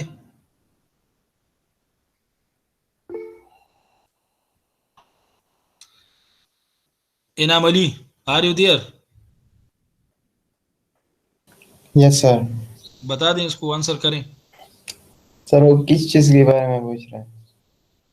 तो वो उसने पूछा है ना, जनरल क्लास में पूछा है। अब आप मेरे ख्याल में ऑनलाइन नहीं थे। सर पूछा है लेकिन उसमें मुझे समझ नहीं है, किस चीज की समझ नहीं। चलो अरसलान दोबारा पूछो। सर वो एक्स की वैल्यू समझने, आप जो अब एक्स की कहानी बता देखा कि समझे कि नहीं, इसकी समझने कि एक्स कहाँ से लेंगे, x1 x2 के आप इनिशियल कंडीशन के बारे में कुछ बात कर रहे थे, इसकी चीज समझनी है। तो इस चीज को मैं आपको समझा रहा हूँ, लेकिन मैंने आपको ये बताया कि ओवरऑल चीज आपके जहन में हो, because later on you will see that कि आप थोड़ा सा यू विल लॉस कि भाई हम कहाँ पे जा रहे हैं। तो मैं सिर्फ आपको ये बता रहा था कि you need to find out capital X1 and capital X2, right?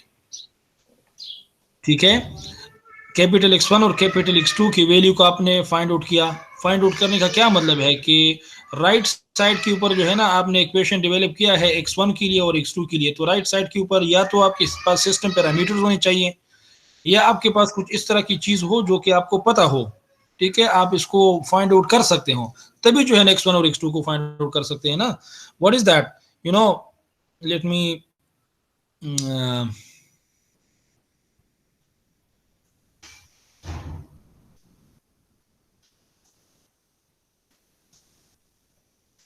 If is equal to MA, ये एक सिंपल फार्मूला है।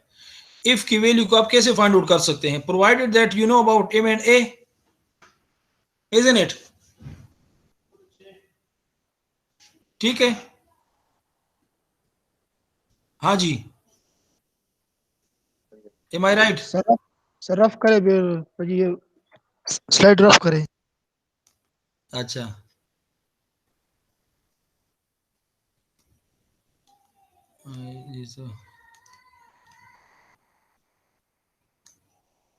ये मैंने सेव नहीं किया ना, कीप रखा है। तो बहरहाल मैं आपको ये बता रहा हूँ कि F is equal to MA, ठीक है। तो अगर how you can find out the value of F provided that you know about M and A, ठीक है। इन दोनों की वैल्यू अगर आपके पास हो तब जो है ना F को आप फाइंड आउट कर सकते हैं। तो I am just telling you that if you want to find out the value of small x1 of t that is response of the system solution, ठीक है, तो you need to know about x1 and phi, ठीक है।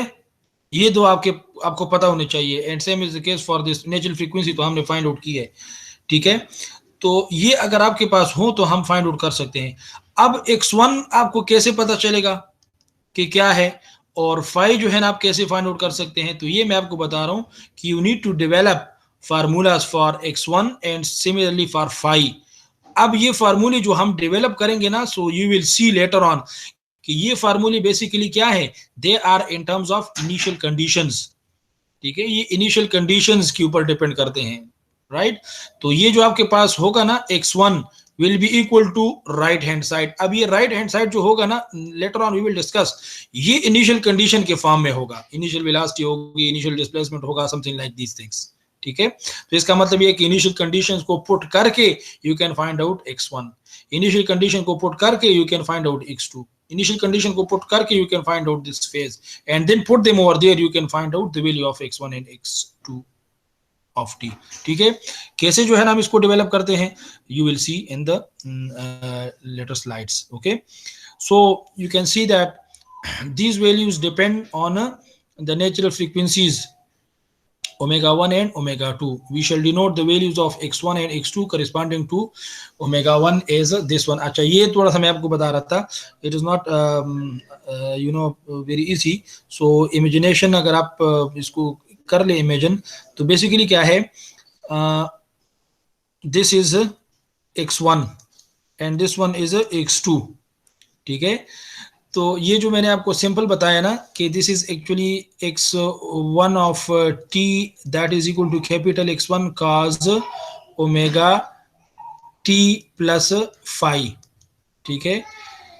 तो यहाँ पे तो हमारे पास ये, अब यहाँ पे कौन सी फ्रीक्वेंसी हम रखेंगे, x of t is equal to capital x1 cos omega t plus phi, यही चीज है ना। नाउ ठीक है, x1 तो हम फाइंड आउट करेंगे, लेकिन यहाँ पे फ्रीक्वेंसी आप कौन सी रखेंगे, because we don't have one frequency, we have two frequencies, ठीक है। ओमेगा 1 और ओमेगा 2 दो फ्रीक्वेंसीज हैं, तो इसीलिए फिर हम थोड़ा सा इसको आगे लेके जाते हैं। वो कहता है कि x1, ठीक है, corresponding to first natural frequency, ठीक है, the maximum amplitude of mass m1 corresponding to first natural frequency is denoted by this thing, ठीक है। इस तरह हम डिनोट करते हैं x1, ठीक है, और ये फर्स्ट नेचुरल फ्रीक्वेंसी को शो करता है। Means if you put omega 1 here, ये इस तरह कहते हैं। बात समझ आ गई आपको? और the same amplitude of vibration of mass m1 but corresponding to second natural frequency, तो ये दो चीजें हो गई। Remember we are discussing about x1. Same is the case for this one, x2. This is a amplitude of mass m2 corresponding to first natural frequency and this is for second natural frequency. तो हमारे पास ये चार हमारे पास आ जाएंगी। Instead of having x1 and x2, we are basically having what? x1 corresponding to first natural frequency, x1 corresponding to second natural frequency, and same is the case for these two also. And this is because जिस तरह बिल्कुल शुरू में मैंने आपको बताया था कि they are coupled equation, ठीक है। The amplitude of mass m1 that is denoted by x1, it is influenced by x2, ठीक है। तो ये जो है ना, इस इन्फ्लुएंस की वजह से हमारे पास क्या हो जाता है कि ये they are not independent of each other, so for that reason we are having this thing. यहां तक समझ आ गई आपको? हाँ जी अरसलान, अब समझ आ रही है कि नहीं? यस सर, समझ आ रही है। ओके, तो इसका मतलब हाँ, ये यहाँ तक हमने किया, ठीक है इसको। और फिर हम जो है ना, इसको आसानी के लिए क्या करते हैं, we are basically making a ratio of this two. तो बल्कि यहाँ पे आप इस तरह कर दें कि ये जो आपके पास है x2 by x1, ठीक है, x2 by x1, ये रेशो है ना हमारे पास एम्पलीट्यूड्स का, एम्पलीट्यूड रेशो है। Yes, लेकिन if it corresponds to first natural frequency,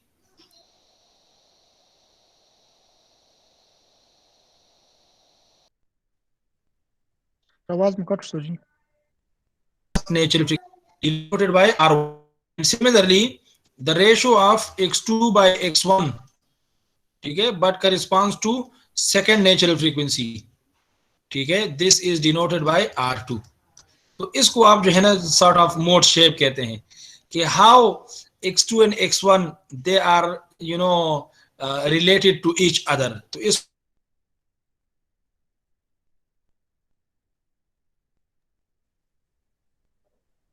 ये आवाज में कट की सर जी बार बार। they are basically, सर जी जी सर जी आवाज कट की सर जी, उस आवाज ना राजी उस राजी का दादा यो कॉल लगा रहे हो, ठीक शो हमारा ड्रॉप को। Anyway, so I was telling you that this is basically the ratio of the two amplitudes but corresponding to first natural frequency. तो इसको हम R1 लिखते हैं। और ये जो आपके पास क्या है, this is the amplitude ratio but corresponding to second natural frequency, this is denoted by R2, ठीक है।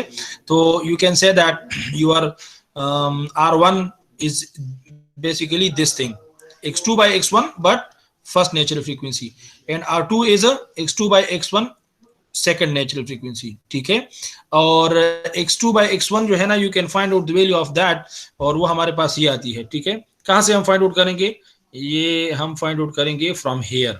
Where is that? This one. क्या आप जो है ना इस इक्वेशन से, एक लेट्स से इसको हम इक्वेशन 1 कहते हैं, can you find out the value of x2 by x1? Yes we can, ठीक है। इसको जो है ना रीअरेंज करके उस तरफ लेके जाएं आप, तो इज इक्वल टू k2x2 हो जाएगा, ठीक है। और यहाँ से जो है ना आप x2 बाई x1 की वैल्यू को फाइंड आउट कर सकते हैं, ठीक है। तो ये जो x1 बाई x2 की वैल्यू को आप फाइंड आउट करेंगे ना, और पुट करेंगे ओमेगा 1 को, ठीक है। डिटेल में हम नहीं जाते, अच्छा लुक, ये आप खुद से करें, ठीक है। Find out the value of x2 by x1 from this equation, ठीक है, by just rearranging the equation and put omega equal to omega 1, that will be basically this thing, ठीक है। ओमेगा की जगह हमने क्या किया है, ओमेगा 1 पुट किया है, ठीक है। ये वहां सही आया आपके पास जो आपने इक्वेशन को किया है, ठीक है। Similarly from here, from this let's से इक्वेशन 2, ठीक है, यहां से जो है ना आप फाइंड आउट कर सकते हैं, क्या हो जाएगा आपके पास, minus m2 omega square plus k2 plus k3 capital x2 is equal to k2 x1, और आप जो है ना मल्टीप्लाई डिवाइड करके आपके पास x2 बाई x1 आ जाएगा, and put omega 1 over here, तो ये आपके पास होगा बेसिकली दिस इक्वेशन, ठीक है, दिस वन। यानी if you find out the value of x2 by x1 from equation 1 and x2 by x1 from that equation 2, ठीक है। सो एक में आपके पास ये चीज आ जाएगी, और दूसरे में जो है ना आपके पास दूसरे इक्वेशन से आपके पास ये चीज आ जाएगी। बात समझ आ गई आपको? Since the left hand sides are the same, तो राइट हैंड साइड जो है ना वो भी सेम होंगे, तो इसीलिए हमने इसको इस तरह लिखा है कि भाई r1 is equal to x2 by x1 corresponding to first natural frequency, and this is equal to this is equal to this one. यहाँ पे आपने जो है फर्स्ट नेचुरल फ्रीक्वेंसी को पुट करना है। बात समझ आ गई आपको? And similarly from this equation, equation 5.8, ठीक है, यहां से you can find out the value of x2 by x1, and from here you can find out the value of x2 by x1, just you need to put omega 2 over here, ठीक है। तो ये जो है ना आपके पास ये इक्वेशन आ जाएगी, right? So I should say that this r1 is x2 by x1 and corresponding to first natural frequency, r2 is x2 by x1 corresponding to second natural frequency. Here we put omega 1 because this is first natural frequency, यहाँ पे omega 1 है, और यहाँ पे जो है ना what you need to do, you need to put omega 2 over here, तो आपके पास जो है ना ये क्या आ जाएगा, r1 will be equal to this thing। अब you can see here कि अगर आप जो है ना ये वैल्यूज अगर आपके पास हो, so you can find out the value of this r1, ठीक है, ठीक है।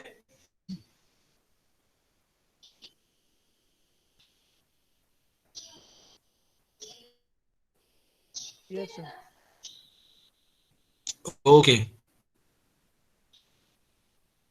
सर जी जी, राइट साइड पे Q2 ऊपर गया और नीचे ऊपर वाला नीचे गया सर जी।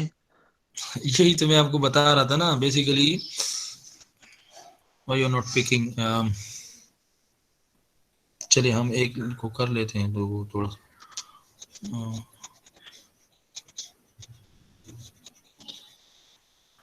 ये असल में कुछ टिप्स छोड़ता है ना, तो ये एज्यूम करता है कि स्टूडेंट्स को आनी चाहिए, लेकिन मे बी बहरहाल आप इसको देखें। अच्छा, इस इक्वेशन को, ये वाला, ये इक्वेशन नहीं है, ये वाला, ये इक्वेशन, ठीक है।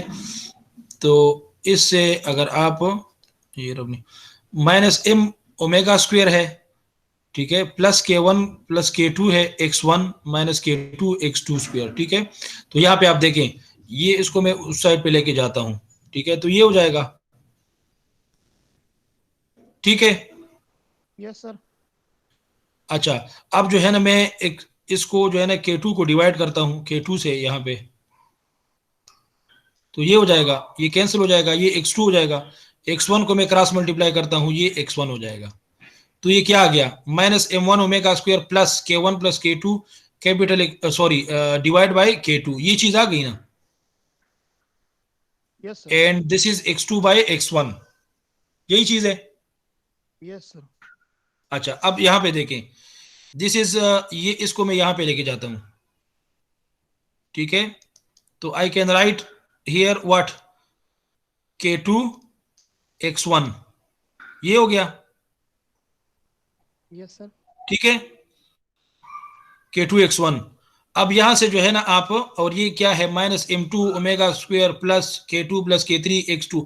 तो अब जो है ना आप यहां से X1 को क्रॉस मल्टीप्लाई करें तो ये X1 इधर आ जाएगा, और इसको आप क्रॉस मल्टीप्लाई करें तो K2 के नीचे डिनोमिनेटर में ये चीज आ जाएगी। तो ये तो यही चीज है, ठीक है, ये डिनोमिनेटर में आ गया और ये न्यूमरेटर में आ गया। ठीक है, तो x2 बाय x1 ये एक ही हमारे पास दोनों इक्वेशन से आता है, लेकिन एक में इफ यू पुट ओमेगा 1 तो ये आपके पास ये फर्स्ट मोड होगा, और अगर आप जो है ना ये ओमेगा 2 पुट करते हैं तो ये that will B second mode. ठीक है, ये आगे एक एग्जांपल है, इससे और भी आपकी समझ में ये चीज शायद आ जाए। बहरहाल एंड यू नो अगर आप जो है ना इसको मैट्रिक्स के फॉर्म में लिखते हैं ना, जिस तरह हम लिखते हैं x1 इज इक्वल, बल्कि x को हम लिखते हैं x is equal to x1 और x2, इस तरह हम लिख सकते हैं ना वेक्टर, बल्कि लिखा था किसी जगह के ऊपर। तो इसी तरीके से जो है ना कैपिटल X को जो है ना हम लिख सकते हैं what this capital X that is x1 x2, but that is corresponding to first natural frequency. ठीक है, x इज इक्वल टू, इस तरह हम लिख सकते हैं x1 और x2, इस तरह लिखते हैं हम। ठीक है, लेकिन if this is corresponding to first natural frequency तो यहाँ पे हम ये 1 1 लिखते हैं। And same is the case for this one also, कि ये आपके पास x is equal to x1 और x2 ही है, लेकिन this is corresponding to second natural frequency. बात समझ आ गई? तो ये इस तरह ही लिखा है हमारे पास। ठीक है, इसको जो है ना मजीद एलेबोरेट करने के लिए यू नो वेरी वेल कि R1 is equal to x2 by x1। ठीक है, and this one is corresponding to first natural frequency. तो इस x2 को हम ये अगर क्रॉस मल्टीप्लाई करें तो this will be R1 and x1 corresponding to first natural frequency. ठीक है, तो इसकी जगह लुक x2 ये यही चीज है, इसकी जगह जो है ना R(x1) हम लिख सकते हैं। ठीक है, तो इस तरह R1 x1 इसने लिखा है। बात समझ आ गई यहां तक? Yes sir. Okay, and similarly x2 को जो है ना इसने R2, ठीक है, और ये चीज लिखी है। तो इसका मतलब ये है कि this is actually the vector that you can find out from this equation. ठीक है, और इनिशियल कंडीशन बेसिकली हमारे पास क्या है? इनिशियल कंडीशन जिस तरह मैंने आपको बताया कि initial conditions are initial velocity, what is the velocity at time t is equal to 0, what is the displacement at time t is equal to 0, ठीक है, of mass m1, what is the initial displacement of mass m2, ठीक है, ये initial notation में इसमें लिखना है, बहरहाल later on we will see. और यहाँ पे जो है initial velocity of mass m2, ठीक है, तो ये हमारे पास क्या है? तो ये इनिशियल किस तरह आपने इसको इनिशियली डिस्प्लेस किया है, तो ये जो है जिस तरह मैंने आपको बिल्कुल रफली बताया था कि 1 सेंटीमीटर और 2 सेंटीमीटर, तो बहरहाल ये वो इनिशियल डिस्प्लेसमेंट्स है। और इनिशियल वेलोसिटीज चूंकि दोनों के हमारे पास क्या है 0 होंगी, because it is stationary over there. ठीक है, तो बहरहाल अब इसको जो है ना ये बिल्कुल मैं उसी तरफ आपको लेके जा रहा हूँ जी, बिल्कुल स्टार्ट में हमने डिस्कस किया था, लाइक दिस वन। ये इक्वेशन 5.6 जो है ना, it is not a simple जिस तरह हमें यहाँ पे नजर आ रहा है। सिंपल तो है, ठीक है, कि भाई if you know about x1 and x2 and phi, you can find out small x1 of t and small x2 of t, but it is not simple. Why? Because we have two natural frequencies. यहाँ पे frequency की बात हमने नहीं की, ठीक है। तो अगर टू नेचुरल फ्रीक्वेंसीज है ना, तो यही इक्वेशन जो है थोड़ा सा चेंज हो जाएगा। और वो चेंज किस तरह होगा? It will be like this one, कि भाई आपके पास yes we have this x of t that is small x1 of t and x2 of t, but corresponding to first natural frequency, ठीक है, and that will be equal to, ये वही चीज है x1 and this will x2 की जगह जो है ना हम ये लिखते हैं r1 x1, और ये जो है ना first natural frequency cos omega 1 plus phi 1 and this will be cos omega 1t plus phi 1। तो ये वही आपके पास इक्वेशन है, but corresponding to first natural frequency. इसको हम कहते हैं फर्स्ट मोड, जिसको हम कहते हैं इन फेज या आउट ऑफ फेज मोड, ठीक है। And similarly this is x of t but corresponding to second natural frequency, and that is equal to, जिस तरह हम लिखते हैं x is equal to x1 और x2। जी सर फिर x1 में 2 वैल्यू आएगी, x2 में भी 2 वैल्यू आएगा। यस यस, 2 वैल्यू इसलिए आएगी कि हमारे पास फ्रीक्वेंसीज 2 हैं, नेचुरल फ्रीक्वेंसीज आर 2। ये आगे एक एग्जांपल है, अच्छा मैं आपको बताऊंगा। ये इनिशियल कंडीशन के ऊपर डिपेंड करते हैं। कभी कभी अगर आपके पास इन फेज मोशन हो ना, तो दोनों फ्रीक्वेंसी जो है वो सेम होती हैं। बात समझ आ गई? But obviously we need to discuss about general case. Specific case जो है ना वो फिर आसान हो जाता है। जिस तरह हमने force vibration spring mass damper system के लिए इक्वेशन डेवलप किया, उससे जो है ना रिड्यूस करके हमारे पास जो अनडैम्प्ड एंड फ्री वाइब्रेशन के लिए आया, तो वो आसान था उससे। तो इसीलिए जो है ना हमारे पास we will solve an example, we will see कि भाई हमारे पास जो है ना मुख्तलिफ इजम्पशन हम कर सकते हैं जिससे ये प्रॉब्लम आसान हो जाता है। But we need to discuss about generic case. अगर आपके पास इस तरह का जनरल केस हो तो फिर ये होगा आपके पास, ठीक है, राइट। तो this is actually first mode and this one is a second mode. ये वही चीज है ना, देखें आपके पास x1 ऑफ t। यस और सर जी वो इसमें हमने तो ये आर मालूम कर, लेकिन x1 तो अभी तक मालूम नहीं हुआ ना सर। ये x1 की वैल्यू डायरेक्ट गिवन होगी प्रॉब्लम में, लेकिन x1 के लिए कोई इक्वेशन है तो थोड़ा सा आप सब्र करें ना, ये देखें है, ठीक है। ठीक है। Where the conditions x1 ये चीज phi1 phi2 are determined by initial conditions, ठीक है। तो वो नीचे हम करते हैं ना उस चीज को, लेकिन इसको थोड़ा सा समझे। इसका मतलब क्या है, अब ये वो चीज है। इनिशियली मैंने आपको ये बताया कि x1 of t is equal to capital x1 cos omega t plus phi, ये हमने कहा था ना, ठीक है। लेकिन अब ये सिंपल नहीं है, बल्कि ये क्या है, this one is corresponding to first natural frequency, and similarly here also we have first natural frequency, here we also have omega 1, here we have phi 1, ठीक है। तो ये चीज जो है ना वो elaborate हो जाती है, and we have instead of having simple x1 of t we have x of t, ठीक है, and corresponding to first and second natural frequency. तो ये वही चीजें हैं, ठीक है।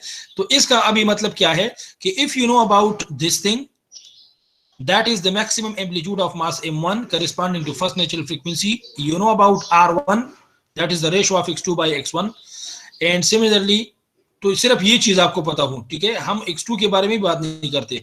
if you know about r1, if you know about x1, and if you know about omega 1, and if you know about phi 1, you can find out what first mode. And इसको हम जिस तरह मैंने को बताया ना कि यहाँ पे हम मोड की बात करते हैं, we are not discussing about response of the system, right. तो इसीलिए सिमिलरली आपके पास क्या होगा कि if you know about x1, if you know about r2, and similarly omega 2 आपको पता हो और phi 2 आपको पता हो, तो you can find out second mode, and that is the requirement. Why? Because you have derived the equation of motion, you found out the natural frequencies from there, that was the first requirement, and second thing is that you found out the mode shapes. तो ये दो चीज अगर आप find out करते हैं तो that is basically that completes your vibration analysis, ठीक है।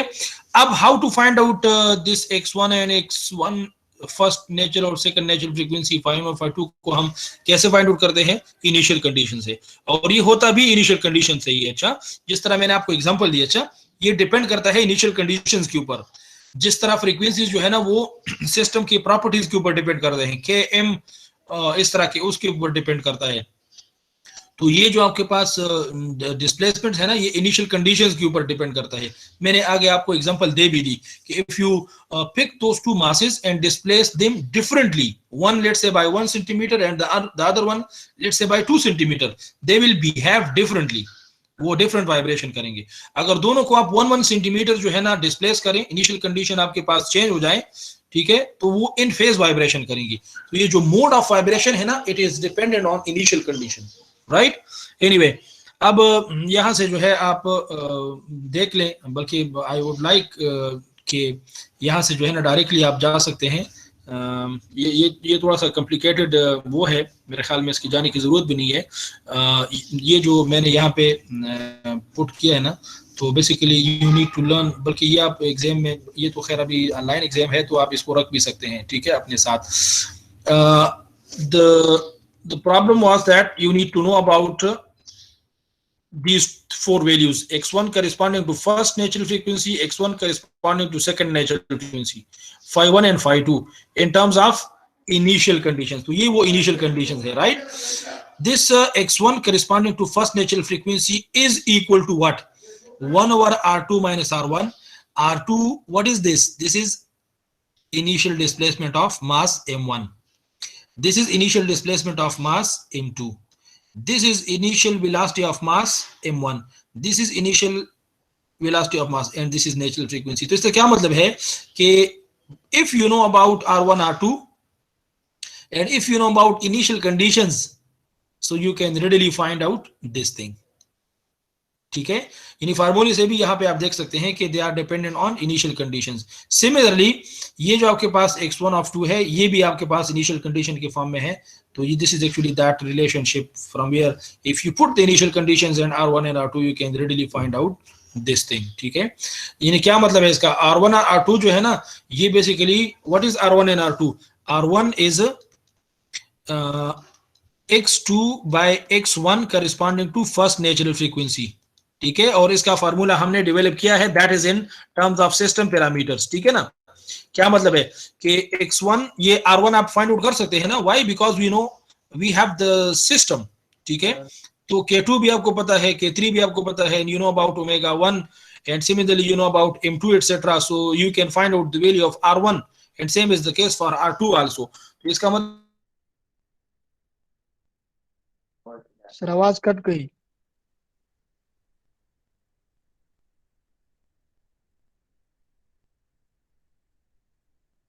r1 and r2, and if you have the initial conditions you can readily find out one corresponding to first natural frequency, x2 corresponding to second natural frequency, and similarly phi1 and phi2 ये भी totally आपके पास क्या है?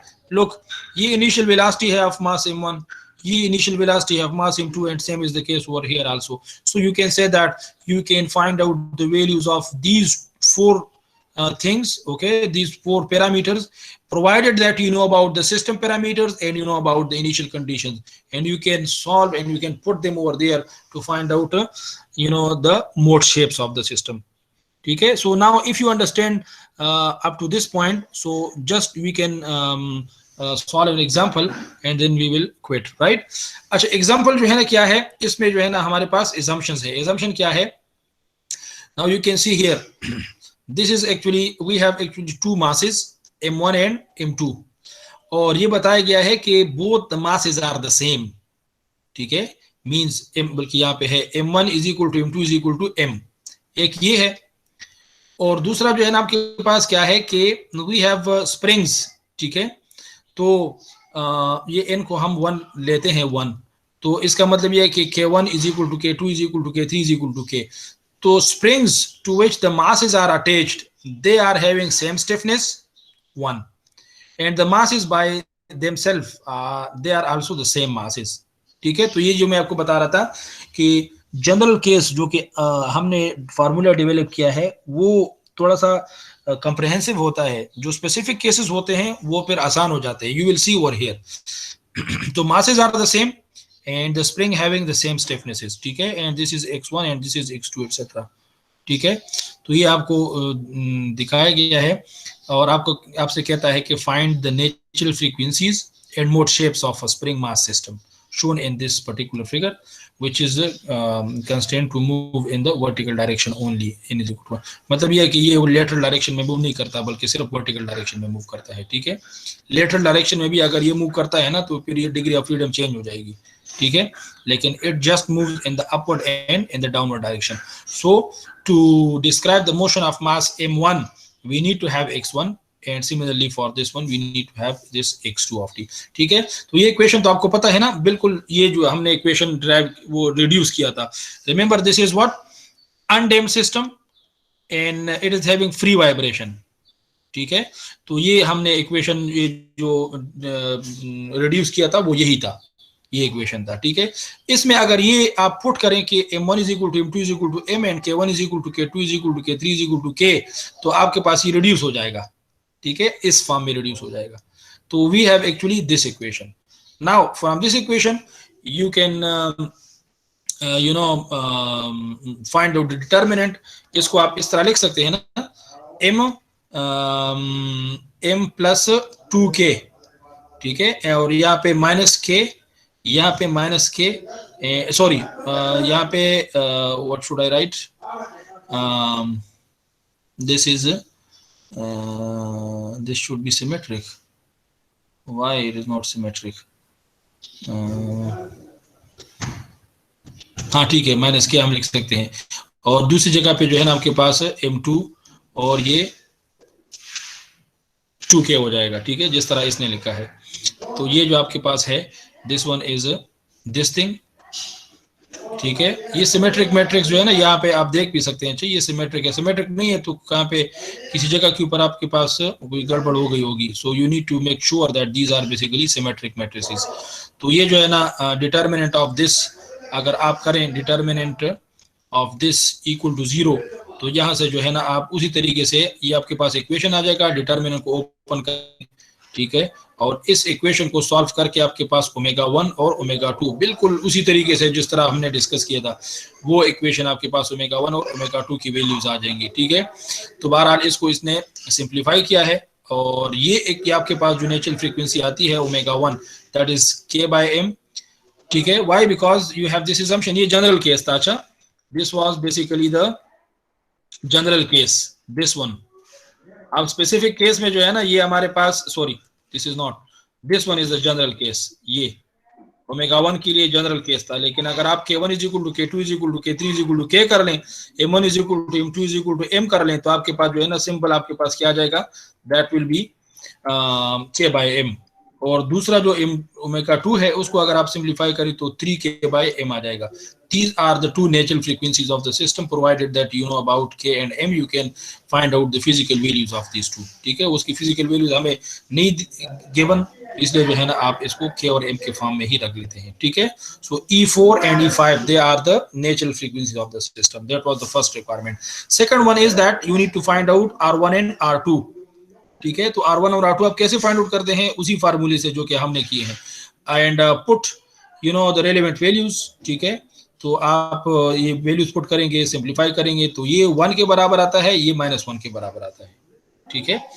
तो now the first mode is what, first mode is this one, जो formula हमने develop किया था, this is x1 corresponding to first natural frequency cos, ठीक है, √k/m t, ये क्या है, ओमेगा 1 है ना, ओमेगा 1t, ठीक है, plus phi1, and this one is x1 cos omega 1t plus phi1, यही चीज है। अच्छा, this is actually the same thing. First mode क्या है, first mode is this one. तो ये यहाँ पे जस्ट हमने वैल्यू पुट की है।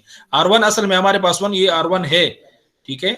Here we have actually 1 over here, यहाँ पे असल में हमारे पास 1 है, ठीक है, लेकिन हमने चूंकि दिस इज बेसिकली R1, लेकिन चूंकि R1 हमारे पास 1 के बराबर है, तो इसलिए जो है ना हम इसको यहाँ पे पुट नहीं करते, ठीक है, and that is multiplied by 1, तो वही चीज आती है। This is the first mode. Now if you know about initial conditions, you can find out phi1, ठीक है, and if you know about the you know system parameters, you can find out these values, and similarly if you know about initial condition, you can find out these things जो अभी हमने formula पढ़ा था। You can find out the physical value of this first mode, ठीक है, कि भाई ये आपके पास अभी मास कहाँ पे है, ठीक है, with respect to equilibrium. And similarly second mode आपके पास क्या होगा, this is x1 corresponding to second natural frequency, ठीक है। And now you need to put in place of cos omega t plus phi था ना, तो cos omega 2t plus phi2 होगा, ठीक है। और यहाँ पे चूंकि r-1 के बराबर है, तो तब आपके पास यहाँ पे ये माइनस आया है, ठीक है। दिस इज बेसिकली R2, तो ये जो है ना आपके पास R2 है, R2 इज -1, तो ये आपके पास ये चीज आपके पास आ गई है, ठीक है। And you know if you want to plot them, तो ये फर्स्ट मोड आपके पास क्या है एंड सेकंड मोड क्या है। लोग फर्स्ट मोड में आपके पास because R1 is 1 is equal to 1, ठीक है, तो ये इन फेज मोशन है। This is the initial to masses. Now you have displaced them in the upward direction for example, ठीक है, and you remove that disturbance, तो ये in phase motion में आपके पास क्या होगा, इन फेज मोशन में it will move, both of them will move in the upward direction and similarly in the downward direction, up and down, up and down. ठीक है, तो if you want to locate that where mass m1 and m2 from equilibrium are at certain time, तो दोनों जो है ना एक side के ऊपर होंगे. Why? Because this is in phase motion. तो कभी इस तरह होंगे, कभी जो है ना आपके पास इस तरह होंगे. This is actually the mode shape. ठीक है, एंड सिमिलरली दूसरा आपके पास है जिसमें r2 इज इक्वल टू -1 के बराबर है, तो ये आउट ऑफ फेज मोशन है. ठीक है, तो let's say for example this is the initial spring mass system. ठीक है, तो एक मास जो है ना यहाँ पे जा रहा है, दूसरा mass that is moving in this direction out of phase. ठीक है, why? Because r2 is equal to capital x2 by x1, right, and corresponding to second natural frequency. ठीक है, तो ये अगर आप देख लें कि ये अगर -1 के बराबर है, तो इससे क्या मतलब है कि x1 2 एक अगर आपके पास they are the same but moving in opposite direction, तो ये जो है ना अपोजिट डायरेक्शन में मूव करते हैं इस. लेकिन जब आपके पास क्या हो कि if they are moving towards each other, ठीक है, away from each other and then towards each other, तो यहाँ पे आपके पास एक नोड बनता है, डिस्ट्रक्टिव इंटरफेरेंस होती है. ठीक है, तो मोशन सीज हो जाते हैं यहाँ पे इस पॉइंट के ऊपर. तो if you want to locate mass m1 and m2 at certain time, तो आप एक आपके पास जो है ना न्यूट्रल एक्सिस से या इक्विलिब्रियम से एक साइड के ऊपर होगा, दूसरा जो है ना आपके पास दूसरी साइड के ऊपर होगा. So these are basically known as the mode shapes of the 2 degree of freedom system. Example की समझ आ गई आपको? यस सर, बस इतना काफी है सर आज के लिए. ठीक है, इतना काफी है. जस्ट मैं आपको एक चीज देता हूं जस्ट फॉर योर अंडरस्टैंडिंग. वो क्या है कि सेम बिल्कुल सिंपल सी चीज है. If you have a torsional system. Excuse me sir. जी सर, वो जो एग्जांपल जो हमने सॉल्व किया इसमें तो हमने 5 मालूम नहीं किया, x1 और x2 हो गए, ये तो मालूम नहीं किया. तो वो रिक्वायरमेंट नहीं है ना इस एग्जांपल की, बस सिर्फ जनरल इक्वेशन इंप्रूव करना था सर.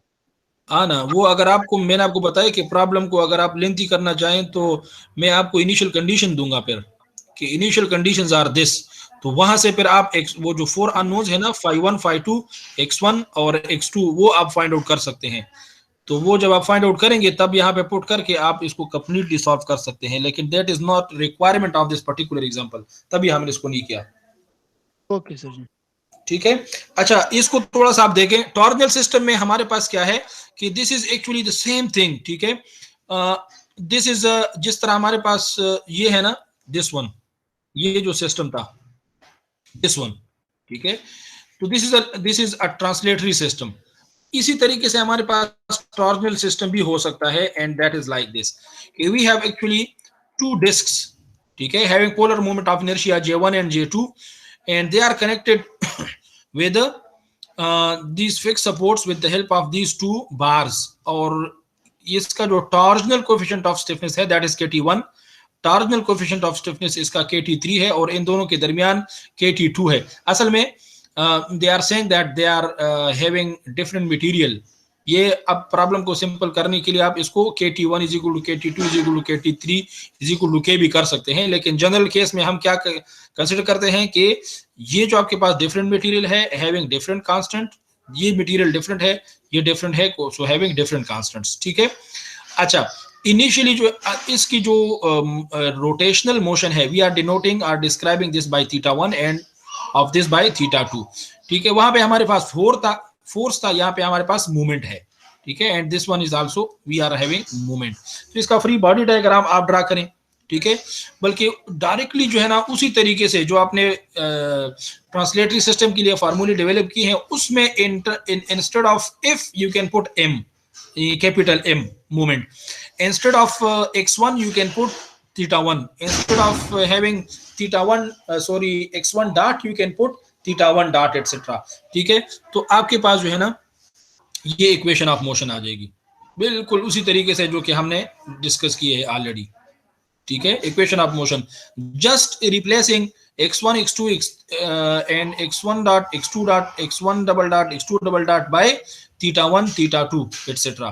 तो ये जब आप करेंगे तो आपके पास ये चीज आ जाएगी. ठीक है, तो this is the equation of motion for torsional system, and if you have this for free vibration तो ये जो है ना आपके पास 0 हो जाएगा। और अनडैम्प्ड तो ऑलरेडी है because there is no damper present over there, तो ये इक्वेशन रिड्यूस होके आपके पास जो इक्वेशन 5.20 है ना, this is equation of motion for torsional system, ठीक है। और यहाँ से जो है ना फिर आप if you know about θ1 θ2 something like these things, ठीक है, तो यहाँ पे जो है आप इसको पुट करके you can find out the value. इसके ऊपर भी एक एग्जांपल की गई है, आई विश कि आप जो है ना इसको कर लें, बिल्कुल सिंपल तरीके से है। ये आपके पास इक्वेशन होगा, you need to find out, जिस तरह हमारे पास R1 is equal to capital this is x2 by x1 corresponding to first natural frequency के बराबर है। इसी तरीके से हमारे पास ये क्या है, this is θ2 by θ1 corresponding to first natural frequency. तो ये जो है ना मेरे ख्याल में आप इस एग्जांपल को कर सकते हैं, तो इसको आप कर लें। और this is the last assignment, इसको भी जो है ना फिर आप कर लें, तो ये हमारे पास 2 डिग्री ऑफ फ्रीडम सिस्टम जो है ये यहाँ पे खत्म हो जाएगा। And the assignment is very simple, write a report on coordinate coupling and principal coordinates with the help of a suitable schematic diagram, ठीक है। ये यहाँ पे इस तरह नहीं है, you need to previously मैंने दिया था स्टूडेंट्स को। असल में दिस असाइनमेंट इज हमारे पास 3 असाइनमेंट्स हो गई हैं, क्विज मैंने आपसे एक लिया है। And the reason is that आपको शायद पता भी होगा, कम्युनिकेट भी किया गया होगा कि आपके पास जो सेक्शनल मार्क्स की परसेंटेज है 20 से बढ़ा के 30% कर दी गई है, ठीक है। So we need to have something in our hand to evaluate you guys for this 30%। So इसलिए जो है मैंने कहा कि एक लास्ट असाइनमेंट ये भी दे दें। जी तासो आपले असाइनमेंट ने अपलोड करे सर, जता तेरा करे सर जी, तासो ने अपलोड करे, तासो ने अपलोड करे सर जी, कम यो असाइनमेंट नंबर 2 ठीक शाबत दस अपलोड के मदवान लब यो शांति डेट वर्क कुछ दाता so before your final term दा will before your final term जमा के खा we have 3 assignments and 1 quiz दे बाने बस्ता सो चिकम ने 30% इवैल्यूएशन की, राइट सर जी। टेम्पल के बेल क्लियर हो गए sir ji. Okay, I will see. Any question in today's class? No? Okay, इंशाल्लाह if you find some question तो इंशाल्लाह फिर उसको हम नेक्स्ट क्लास में डिस्कस कर सकते हैं। You can ask via different medias, ठीक है सर जी। रिकॉर्डिंग भी स्टॉप कर लो सर, ये स्लाइड्स पर अपलोड कर ले अभी, अगर अभी आप अपलोड कर सकते हैं। ये तो करने के काम है, ये अभी मैं करता हूँ, राइट। ठीक है sir, thank you. Okay okay sir next week में कोर्स खत्म हो जाएगा इंशाल्लाह। आई एम ट्राइंग, ठीक है। कुछ टॉपिक्स रहती हैं तो अगर हम कवर कर लेते हैं तो इंशाल्लाह we will try to wind up.